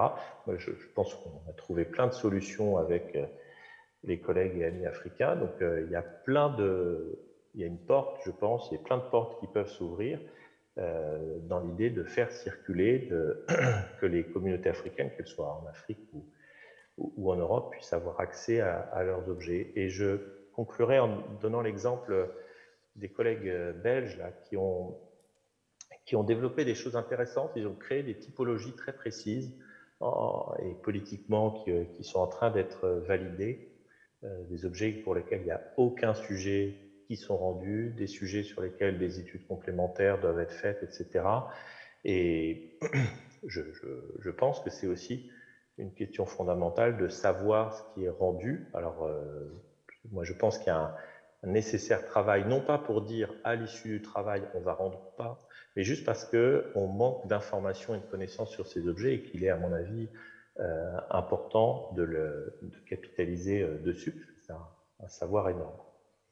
Voilà, je serais donc, pour ma part, en tout cas, mon opinion, c'est c'est très intéressant d'analyser la manière dont les crispations comme ça un petit peu se figent. Moi, il est très clair que le musée n'est pas un espace neutre et que dans bien des cas, on peut dire que le musée, c'est un instrument colonial et qu'il exerce encore aujourd'hui à travers la connaissance une forme d'impérialisme. Et je pense aussi que le musée peut être vu comme un instrument de dialogue et qu'il y a plein d'établissements qui mènent des tas de projets internationaux et qui sont très, très intéressants. Et enfin, je dirais, alors ça c'est parce que je suis sur la question de l'argent, moi je ne connais pas de musée public rentable et donc je me méfierais de cette question parce que l'État pourvoit encore en France les établissements publics avec ce qu'on appelle des fonds de roulement techniquement, mais disons qu'il y a une subvention d'État qui est très forte et que globalement, il n'y a aucun établissement public en France qui aujourd'hui génère des recettes, on va dire, positives. Voilà, donc ça, je comprends le sujet de réparation, qui est un sujet extrêmement important, mais je ne crois pas que l'exemple du musée soit le bon exemple de nos musées, les exemples qui ont été cités. Voilà, je vous remercie de m'avoir écouté. Bien. Merci beaucoup pour Cédric Rémière pour ce témoignage qui montre à la fois les difficultés mais également les avancées, les pistes possibles. et puis aussi d'avoir évoqué certaines expériences qui permettent de dialoguer. Et ça me permet de faire la transition vers notre dernière partie qui concerne un peu que peut-on faire ensemble à partir de cette nouvelle donne, puisqu'il y a une adhésion politique, il y a une commande politique d'aller plus loin. Et nous allons voir un certain nombre d'expériences qui ont déjà commencé et laisser ensuite la place. Nous allons voir en images quelques expériences qui ont eu lieu, peut-être les compléter si Cédric Rémière veut parler du travail sur la famille de Oumar Tall sur l'histoire, et dire aussi que cette question de la restitution ne concerne pas seulement les objets sculptés, mais également les archives et la mémoire écrite. Si Lassana veut ajouter quelque chose pour que nous puissions avoir une vingtaine de minutes ou un quart d'heure pour échanger avec la salle. Donc là, on voit le petit musée de la Récade. Ça, c'est l'expérience du Bénin, du Dahomey. Lassana Cissé évoquait Patrice Talon, qui est le président de la République du Bénin. Et suite à sa demande et à son initiative, il y a un certain nombre de projets qui se mettent en place quant au retour des objets dans leur pays. Et voilà un premier exemple qui est celui du petit musée de la Récade qui a été installé à Cotonou suite à une restitution d'objets par la Fondation Robert Valois, qui est une fondation d'antiquaires, donc des gens qui ont fait du commerce sur la vente d'objets et qui ont commencé à les restituer. Et voilà comment les Africains se les approprient, comment les Béninois se les approprient. Voilà un exemple. Le centre.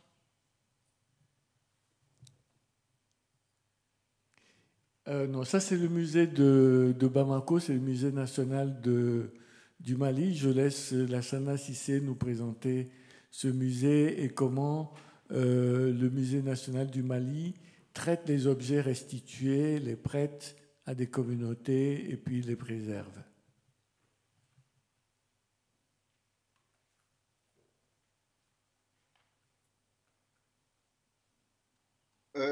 Merci Francisco. En fait, le musée de Bamako, je connais, mais le système de fonctionnement, pas trop. Quand bien même, je peux en parler. Alors, je crois que c'est un des plus grands musées de l'Afrique au sud du Sahara. Après Mombasa et actuellement Dakar, c'est parmi les 3 grands musées actuellement. Il a fonctionné depuis les années 80, qui a été transformé en établissement public à caractère culturel, technique et scientifique, etc. Bon, je ne suis pas d'accord avec Cédric quand il dit que le musée, ce n'est pas de l'argent. Non, c'est de l'argent. Ce musée, il génère de l'argent. Il générait de l'argent avant la saison touristique, avant la crise du tourisme. Je viens de Niamey. Le musée de Niamey, c'est 300 000 francs CFA par jour. Minimum. Donc, il y a de l'argent qui rentre. Maintenant, qu'est-ce qu'on fait de cet argent? Est-ce que c'est consacré seulement au fonctionnement du musée? Je ne suis pas sûr.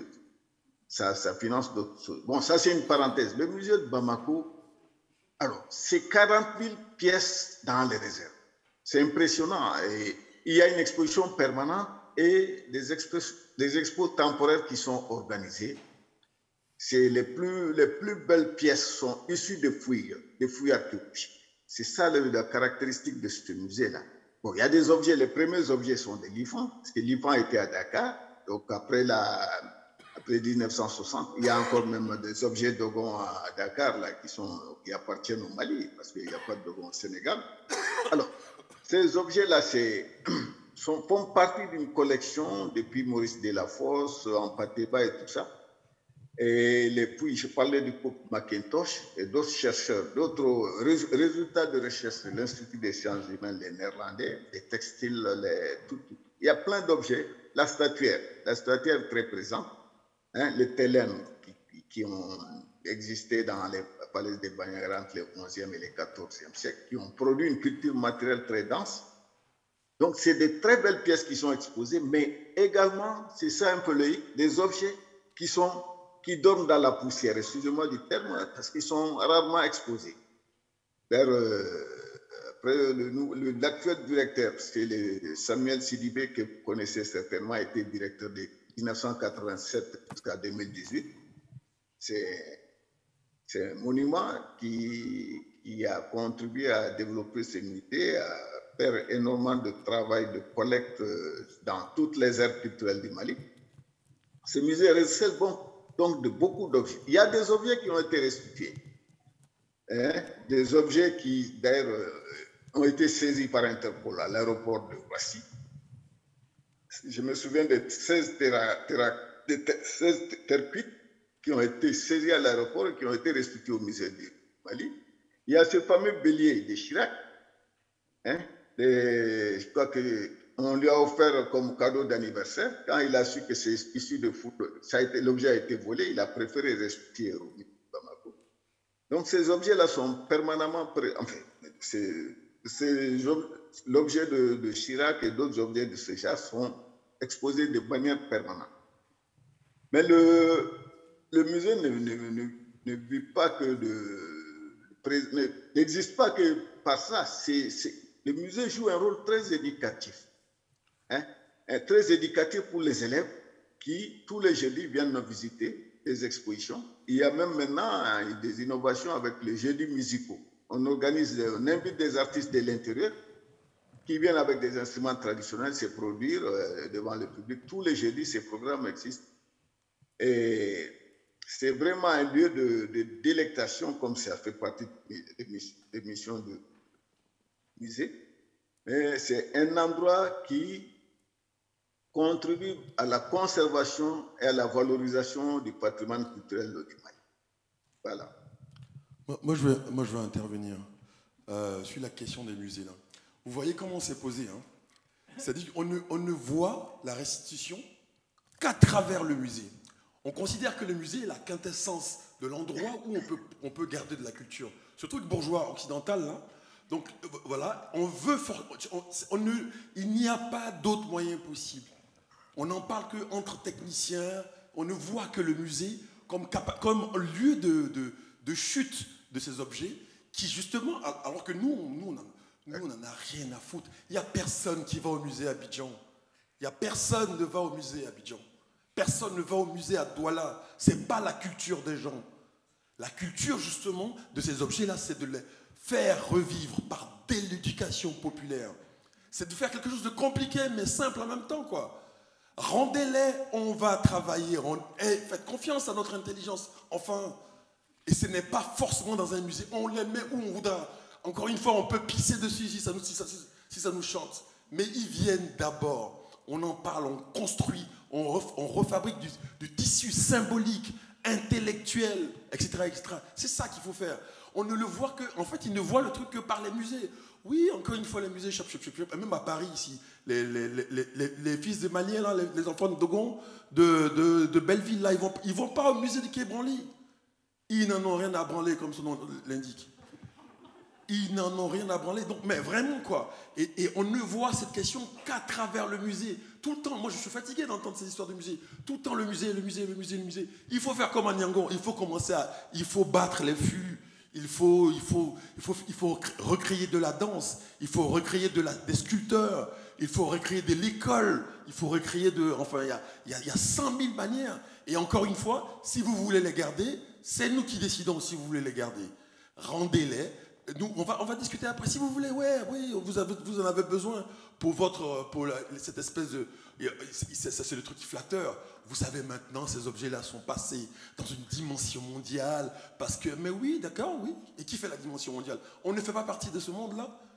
On ne nous la reconnaît pas, cette dimension mondiale-là. Nous, en tant qu'humains.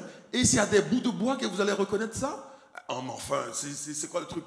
Ce sont les sculpteurs qui comptent, pas les sculptures. Encore une fois, il faut ramener la symbolique, la force symbolique là, et c'est pas forcément dans le musée, vers le musée où la réflexion doit se faire.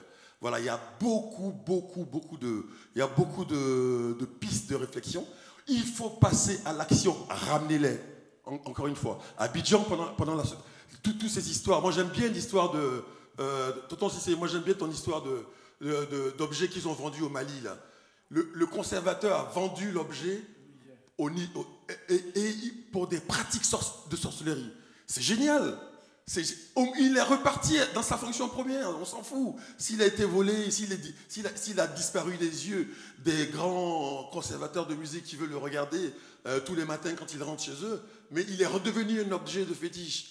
Et je ne sais pas, il a peut-être contribué à voodoo quelqu'un là-bas qui à ce moment entendait traîner dans la poussière en délirant. Oui, pourquoi pas?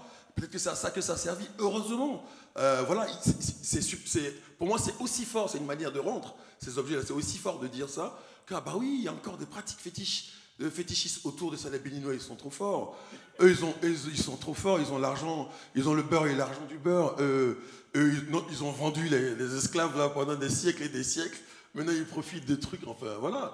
Ils font ce qu'ils veulent, quoi. Et c'est ça qui est pas mal. Donc il faut ramener, il ne faut pas penser la restitution qu'en termes muséographiques, en termes figés dans une seule conception possible du monde de la conservation de la culture. Non, nous on veut que ça revive.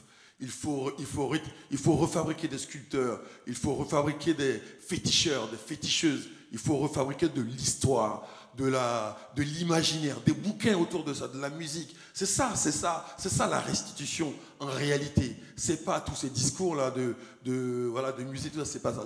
La restitution, c'est quelque chose de dynamique, c'est une vraie réflexion qui doit être suivie d'action, parce que ce sont des objets d'action qui ont été portés par une civilisation d'action totalement immatérielle à la base, à la limite. Donc c'est cette immatérialité-là qu'il faut rendre aux gens.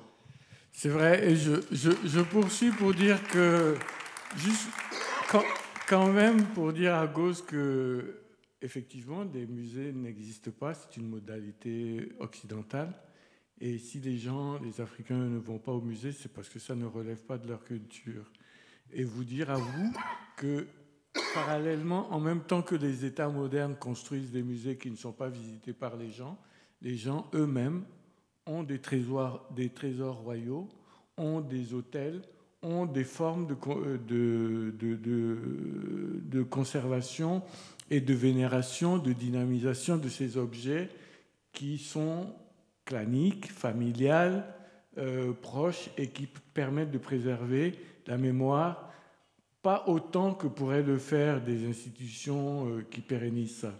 Mais donc voilà un objet de débat intéressant, à savoir quelles sont les différentes modalités, ceci pour pouvoir passer la parole à la salle. Il existe différentes modalités. Oui. Une minute là, parce qu'il faut que je réagisse quand même. Et je suis d'accord, c'est-à-dire personne avant les muséologues, avant d'autres personnes, n'a parlé de restitution des biens culturels. Moi, j'ai été témoin au Pays Dogon. Les gens viennent me voir, bon, vous nous dites de ne pas vendre nos objets, de ne pas les donner. Nous, on n'a plus besoin de ça. Qu'est-ce que vous voulez qu'on en fasse? Est-ce que vous voulez qu'on restitue ces objets-là, qu'on les amène dans les villages? Moi, j'ai eu une guerre, une bataille terrible quand on a restitué les objets, les fameux fétiches de Néni, là.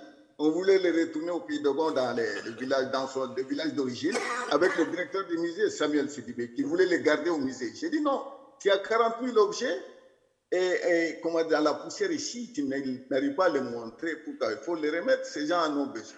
Mais dans d'autres sens, avec les dynamiques sociales, culturelles, les changements, surtout avec l'islamisme, il ne faut pas nier la réalité, l'islamisme et même le christianisme, les deux religions, les gens ne veulent plus rester dans ça. Vous voulez que ces objets-là retournent, qu'on les mette au feu? Et vous parlez de sculpteurs. Quel sculpteur? Qui va faire la sculpture? Sculpter ces mêmes objets-là pour qui?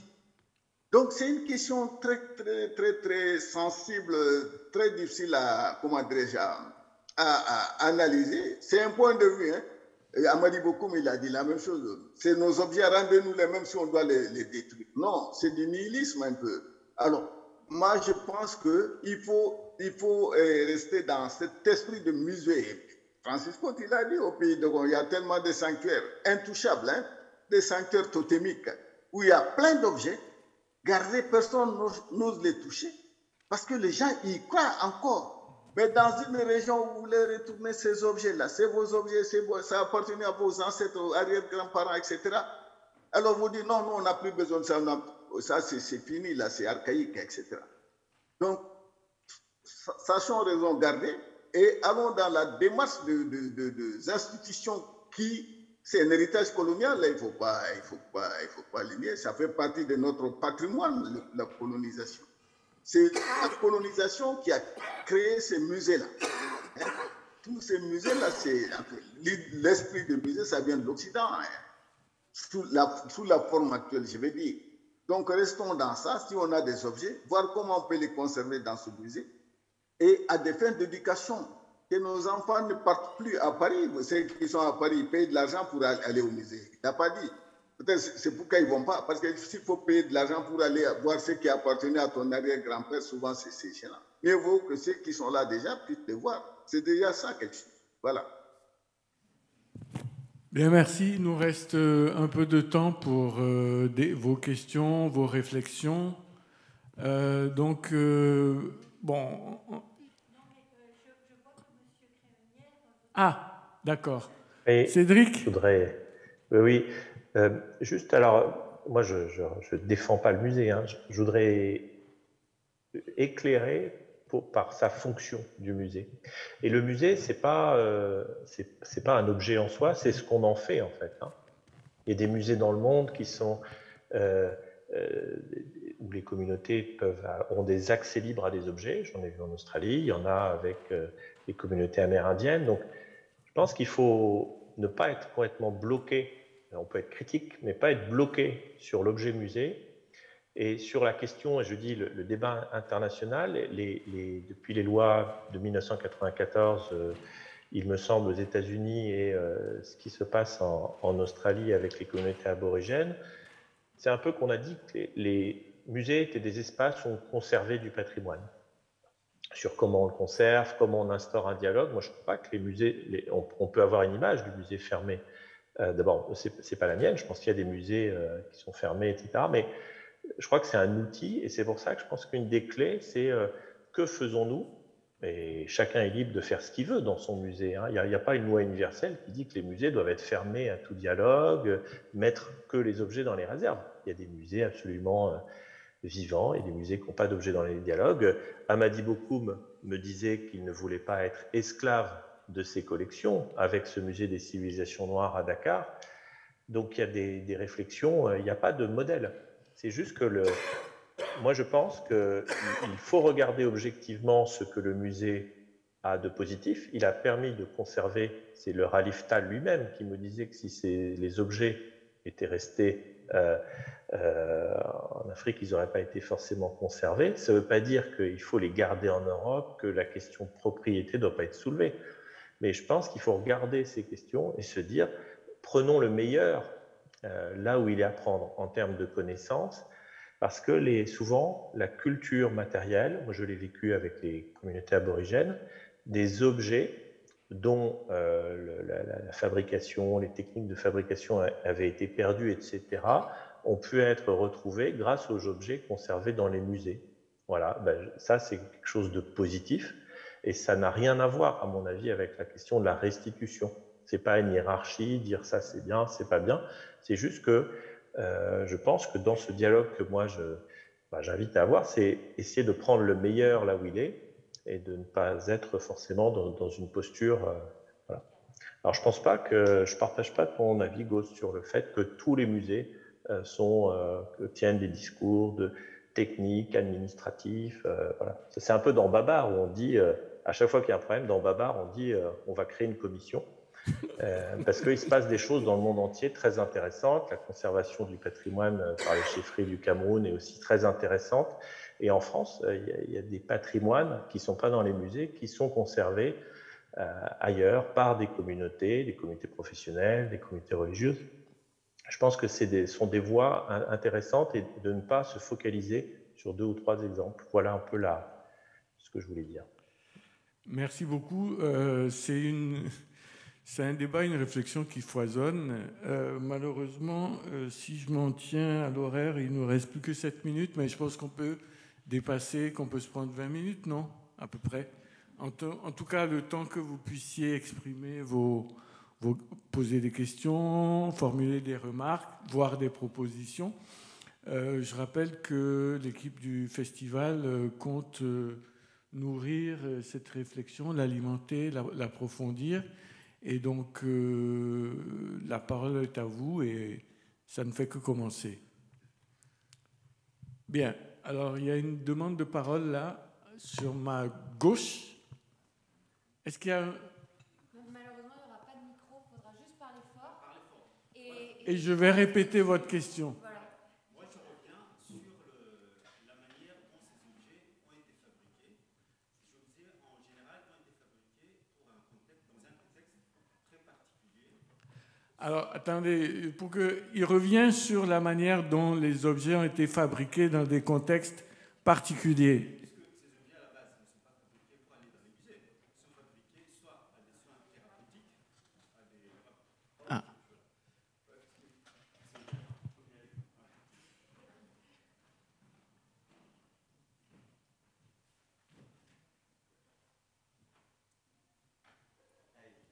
Voilà, moi je reviens, je suis Romain Kadieboué. Moi je reviens sur la fabrication de ces objets à la base qui n'étaient pas, leur place n'était pas dans les musées, leur place était comme dans un contexte très particulier à des fins thérapeutiques, des soins, de protection ou de... C'était pas dévoilable en fait, hein. Les statues restent quand même... très, on les touche pas. Voilà. Il y a des tout en fait. Mais moi, je parle de tout ce qui a été fait, tout ce qui relève de mystique, hein, mystique en fait. Hein. Mystique, on les touchait pas. C'était gardé dans des lieux c'est des anciens qui allaient là-bas en fait. C'est pas tout le monde qui y allait. Donc ces objets, quelle place aujourd'hui pour ces objets qui sont aussi en Europe? Est-ce que leur place est dans des musées ou dans des cases, où ces objets étaient faits. Moi, je ne parle pas d'objets d'art, en fait, hein, d'objets d'art qu'on achète des babioles, en fait. Moi, je parle des vraies statuettes qui ont servi, qui ont quand même un pouvoir, voilà. Qui veut répondre? Vous avez entendu Cédric et Lassana? Lassana veut répondre. Oui, la question est intéressante. En fait, tu parles d'objets fonctionnels, hein, d'objets cultuels fonctionnels. C'est le cas de cet objet qui a été arraché par Marcel Griot, la mission Dakar-Djibouti, dans le village de Kémeni, les Kono. Kono, ça veut dire oiseau en bambara. Alors, c'est un objet qui représentait pratiquement Dieu pour la population, parce que Griot l'a négocié, ils n'ont pas voulu. Bon, il a dit, bon, écoutez, j'ai un détachement armé devant moi, si vous me refusez, alors je vais prendre par la force. Finalement, il est rentré, c'était au mois d'août, il a pris l'objet dans le sanctuaire, sur l'hôtel, il l'a levé, il l'a arraché, mais tout le village a fui pour rentrer dans la... Parce que pour eux, c'est la fin du monde. Vous voyez, ces objets-là, dans la plupart des cas, c'est des objets il a parlé de thérapie, consacrés à la thérapie ou à la protection. Dans tous les villages de Ronka, vous accédez, vous verrez des objets ou des hôtels dressés, ils appellent Amma, Amma ça veut dire Dieu en Togo. Donc, ils protègent les villages. Bon, enlever ça, c'est mettre fin à la vie spirituelle, même aux croyances de toute une communauté. Bon, est-ce que pareil objet, s'il revient, les gens pensent que c'était fini, c'est Dieu qui les protégeait, maintenant ils continuent à vivre, est-ce que ça va servir encore dans ce village-là? Il y a plein d'objets, mais par contre, les gens continuent à croire que c'est les trafiquants d'objets d'art, des objets de culte, je vais dire, hein, que ce soit au pays de Congo, même en milieu Bamana, des objets de fétiche. On vous dit, si vous volez ça, vous allez voir les conséquences. Et souvent, il y a des conséquences, effectivement, on ne sait pas si c'est directement lié à ça, mais j'ai vécu des cas où les gens qui ont volé des objets, en allant à Bamako avec l'objet, soit ils ont fait un accident, ou bien ils ont eu des problèmes, ils sont morts. Donc, c'est une question de croyance. Les gens croient à ces objets-là, donc ça a une valeur existentielle. Voilà, une valeur existentielle pour les communautés. Bon, maintenant, ça c'est un problème depuis que la destruction des fétiches, Samori Touré, il a fait. C'est pourquoi le phénomène... Même actuellement au pays d'Ogon, les gens qui vivent dans les palais disent que les djihadistes ne vont jamais arriver là-bas parce qu'ils célèbrent toutes les funérailles, toutes les cérémonies rituelles autour de ces sanctuaires-là et ils continuent avec. Donc, un mode de résilience avec ces objets-là. C'est ça l'importance. Maintenant, ceux qui sont à l'extérieur, bon, les gens qui les ont enlevés, c'est pour la valeur esthétique, artistique, je ne sais pas. On a parlé de Picasso et d'autres grands artistes plasticiens. Bon, l'Occident s'est intéressé à ces objets-là. Les expéditions, surtout scientifiques, c'est dans ce cadre ils les ont amenés pour leur donner une valeur, voilà, une valeur artistique. Mais l'aspect mémorial, religieux et autres là, c'est ici. Amener un objet qui a été désacralisé. Est-ce qu'ils vont, souvent même ils refusent de prendre l'objet qu'on a récupéré, on a payé un taureau pour le resacraliser et le remettre dans le sanctuaire. L'objet dont j'ai parlé, les fétiches des nénis. Donc c'est ça aussi. Quand on parle de communautés, est-ce que ces communautés vont encore accepter des objets qui ont quitté leur contexte culturel, socio-religieux et retourner dans le village? Hein? On dit il est souillé. Hein, il est souillé. Qu'est-ce que cela peut donner comme résultat? C'est pourquoi les musées intéressants à ce titre, parce que en l'exposant, on décrit l'histoire, comment il a voyagé jusqu'en Occident, qu'est-ce qu'il servait avant d'aller en Occident, etc. Et les gens, quand ils viennent, ils sont fiers, parce que tous les jeunes intellectuels, là, ça c'est venu de mon village, ça se trouve ici, c'est bon, on n'en voit plus chez nous, etc. Voilà, merci. Merci pour cette réponse éclairante. Monsieur, il y a toujours sur ma gauche, ouais. Il y a une demande de parole.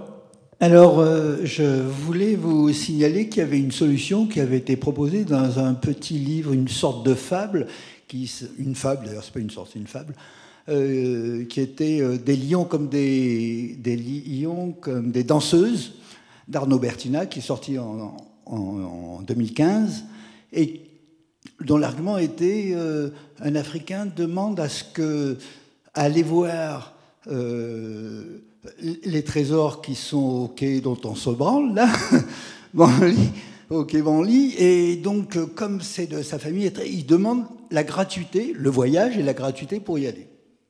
On lui accorde parce qu'il et finalement ça fait tache d'huile et après ça fait un bouleversement terrible et on se demande est-ce qu'il vaut mieux pas les restituer? Enfin, c'est une fable qui est très intéressante, je vous conseille de la lire. C'est pas vraiment une question, mais c'est une proposition. Ouais, mais moi je suis pour les fables d'ailleurs, et je suis pour la restitution des fables de tous ces objets-là. Par exemple, lui qui parlait de la valeur sacrée de ces objets qu'il ne fallait pas voir, j'accepte, c'est évident aujourd'hui que ces objets ont deux valeurs, puisqu'ils sont regardés par deux civilisations, voire trois civilisations différentes.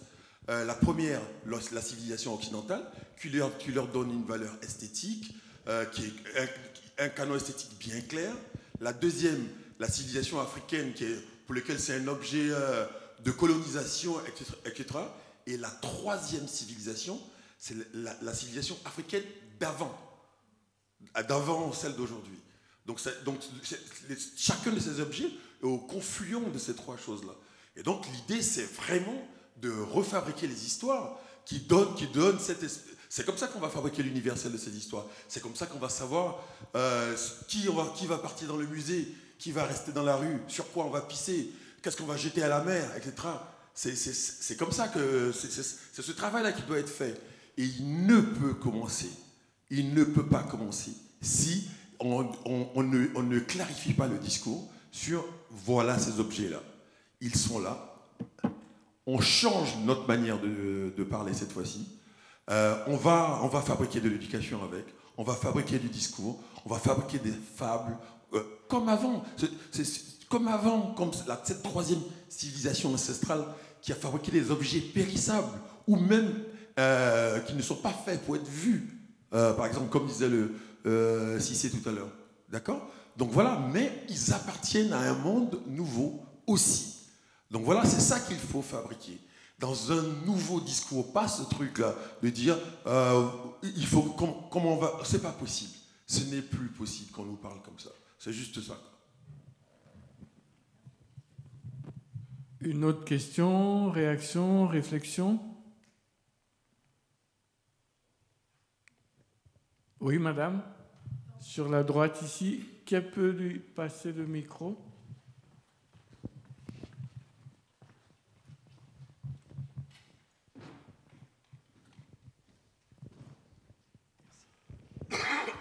Dans ce contexte actuel, mais qui doit dater quand même de quelques années, moi je m'étonne qu'on ait accepté de construire le musée du Quai Branly. Parce que c'est pas seulement l'Afrique, hein, c'est le monde entier. Moi, je me rappelle en 2000, au moment où je cherchais les parents de la statuette dont je parlais, du reliquaire Mbédé, là, le musée était en construction. Et il y a quelqu'un qui m'a filé le tuyau de partir. Il dit, ben, écoute, en fait, ils ne conservent rien là-bas. Ils ont peur de la crue centenniale. Et donc ils ont mis les réserves à Aubervilliers. Ouais, Aubervilliers. Et je vous jure, moi j'ai fait une crise de larmes quand je suis parti dans ce... C'est une espèce d'entrepôt géant comme ça. Et il y avait tout le monde, hein, les Indiens, les Maoris, tout ce que tu veux. Ils étaient tous là, comme ça, en fait, vraiment dans des cages, quoi. Vraiment, littéralement en cage, quoi. Et c'est complètement fou, quoi, que ce discours-là continue comme ça. Complètement fou. Et c'est cette folie-là qu'il faut extirper en ramenant de l'intelligence, en disant aux gens, écoutez les gars, c'est pas comme ça, ne peut pas se passer comme ça. Bon, ouais, on est d'accord. C'est vrai, on a un peu déconné sur cette histoire-là. Oui, ouais, allez, ramenez-les, et c'est nous qui devons parler désormais, quoi. C'est vraiment, quoi. Il faut, à un moment donné, il faut arrêter un peu les frais et sortir tout le truc un peu trop technique et tout ça. Tous les musées, la muséologie, la muséographie, tout ça. Moi, je comprends, hein, mais je dis, ce n'est pas suffisant. Ce n'est pas suffisant. Il faut aller plus loin et plus clair. Bien, je voudrais prolonger ça. Contrairement à ce qu'il croit, je partage largement ce que dit Gauze, largement, mais pas tout. Et ce qui me plaît dans ce qu'il dit, c'est comment faire vivre ces objets par l'éducation populaire, par la formation, etc. Et ça, là, je voudrais vous dire que ça peut... Moi, ce qui m'intéresse, c'est de faire en sorte qu'il puisse y avoir une approche comparative. Comment on partage des choses, comment on peut faire du commun. Et que, à travers cette éducation, c'est quoi? C'est des techniques de construction. Pourquoi les Modigliani, les Picasso et tout ça se sont intéressés aux objets africains? C'est parce qu'ils s'intéressaient aux techniques, au savoir-faire utilisés par les artisans africains. Et ça, c'est universel. C'est comme quand les musiciens, ils dialoguent entre eux.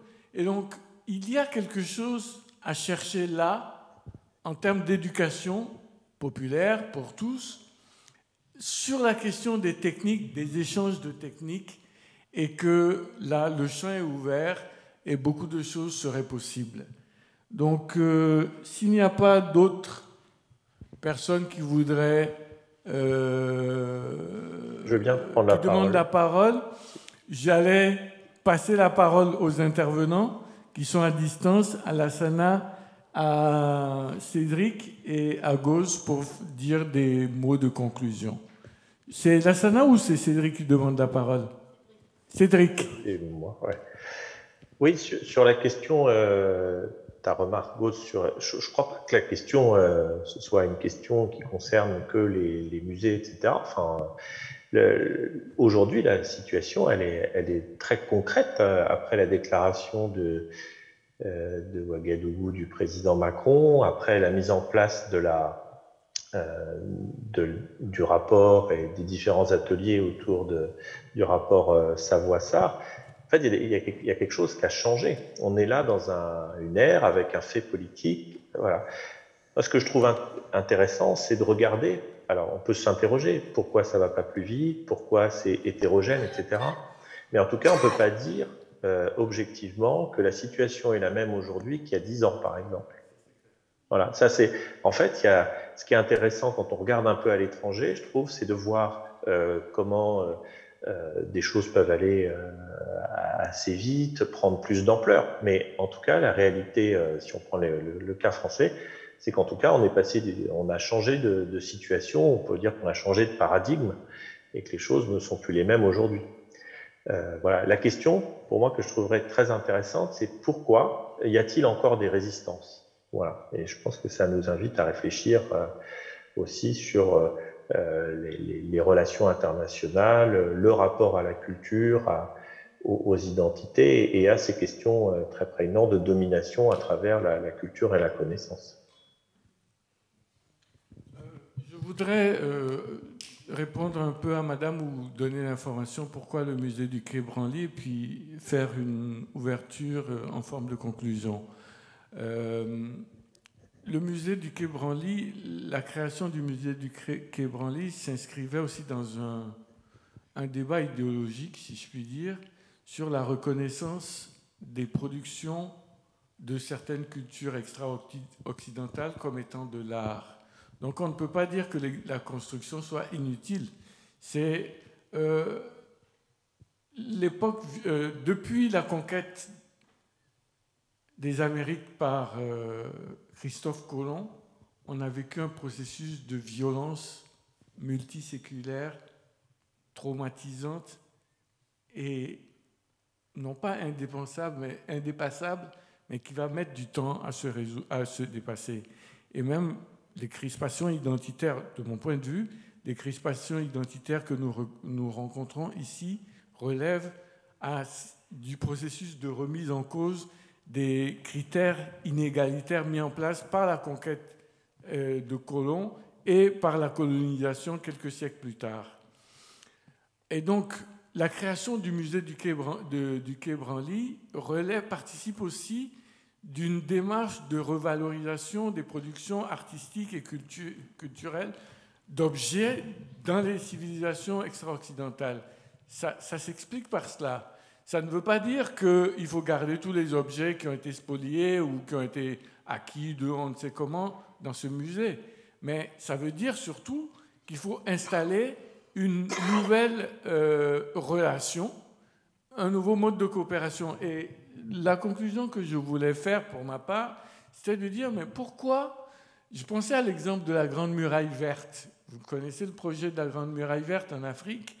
Et comme ça n'a pas beaucoup marché, des gens ont proposé maintenant de partir, non pas des États, mais de partir des communautés.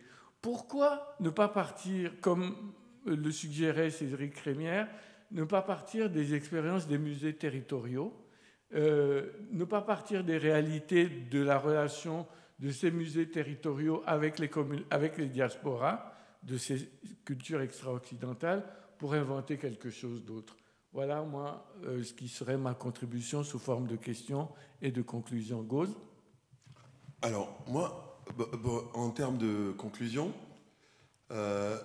Cédric rappelait tout à l'heure que les choses ont vachement bougé, et surtout qu'elles ont été déclenchées par le discours de 2017 de Macron. Et ça, c'est une humiliation suprême, quoi. Ça, c'est vraiment grave, quoi. Mais c'est pas grave. Enfin, je veux dire, ça va, ça peut passer. Et je crois que nous-mêmes, en tant qu'Africains, on doit prendre en main cette question-là.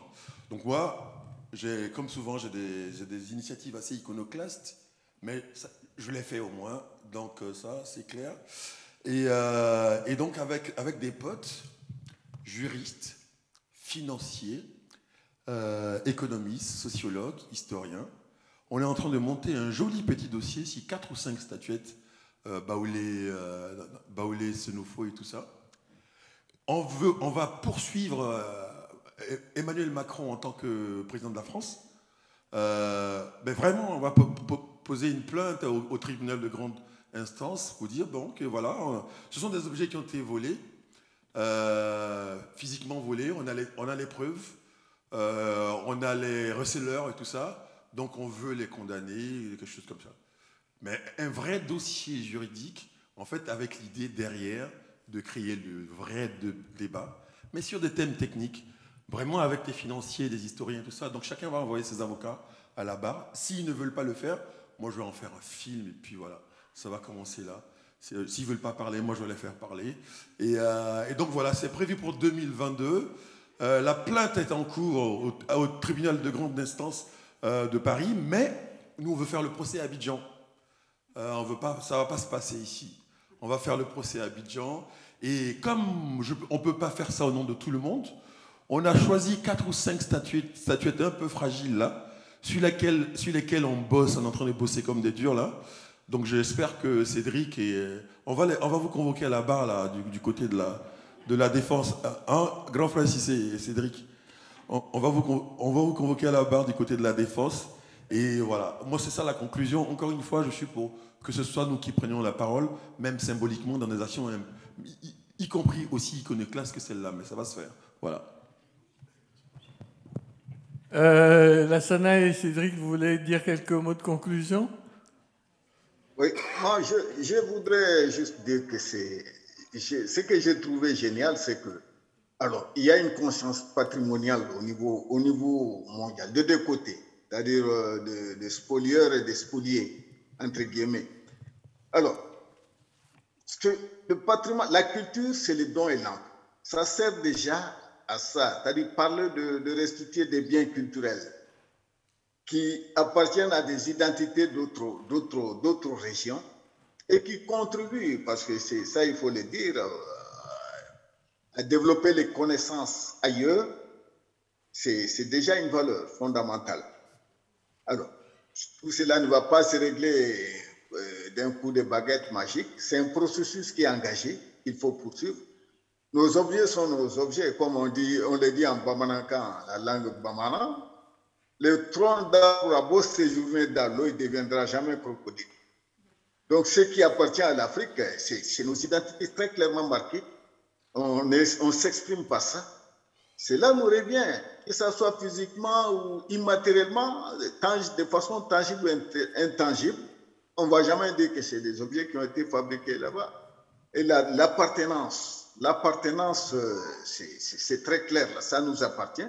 Alors, trouvons une solution, parce qu'on parle de civilisation de l'universel, nous entendre pour que ceux qui doivent revenir nous reviennent et ceux qui doivent rester là-bas restent. Et ce que nous voulons prendre de l'Occident, que ça vienne ici également. Voilà un peu ce que je veux dire. Ce débat ne doit pas être un objet de querelle ou certain. Moi, je pense qu'il ne faut pas passionner, il faut aller. C'est un processus, tout comme la conservation, c'est un processus lent. Alors, travaillons-y et puis faisons en sorte que ce qui nous appartient nous revienne. Voilà, merci. La dernière parole, en 30 secondes, appartient à Cédric, s'il veut ajouter quelque chose ou répondre. 30 secondes. Oui, moi je pense que c'est effectivement aujourd'hui où il y a de moins en moins de problématiques de circulation, c'est ne pas... La question de la propriété, tu as raison, Gauze, il faut réclamer, je pense que c'est aussi comme ça que les choses bougeront. Je ne suis pas en train de dire que parce qu'il y a eu la déclaration de Ouagadougou que les choses vont se faire. Et moi, je m'interroge sur pourquoi ça ne se fait pas ou ça ne se fait pas assez rapidement. Mais je crois résolument aujourd'hui où le monde est un monde complètement ouvert. Moi, je serais heureux de voir dans des musées africains les objets. C'est du reste assez impressionnant de voir qu'il y a plus d'objets, par exemple du Tchad au musée du Quai Branly qu'à N'Djamena. Donc ça, ce sont des vraies questions à régler.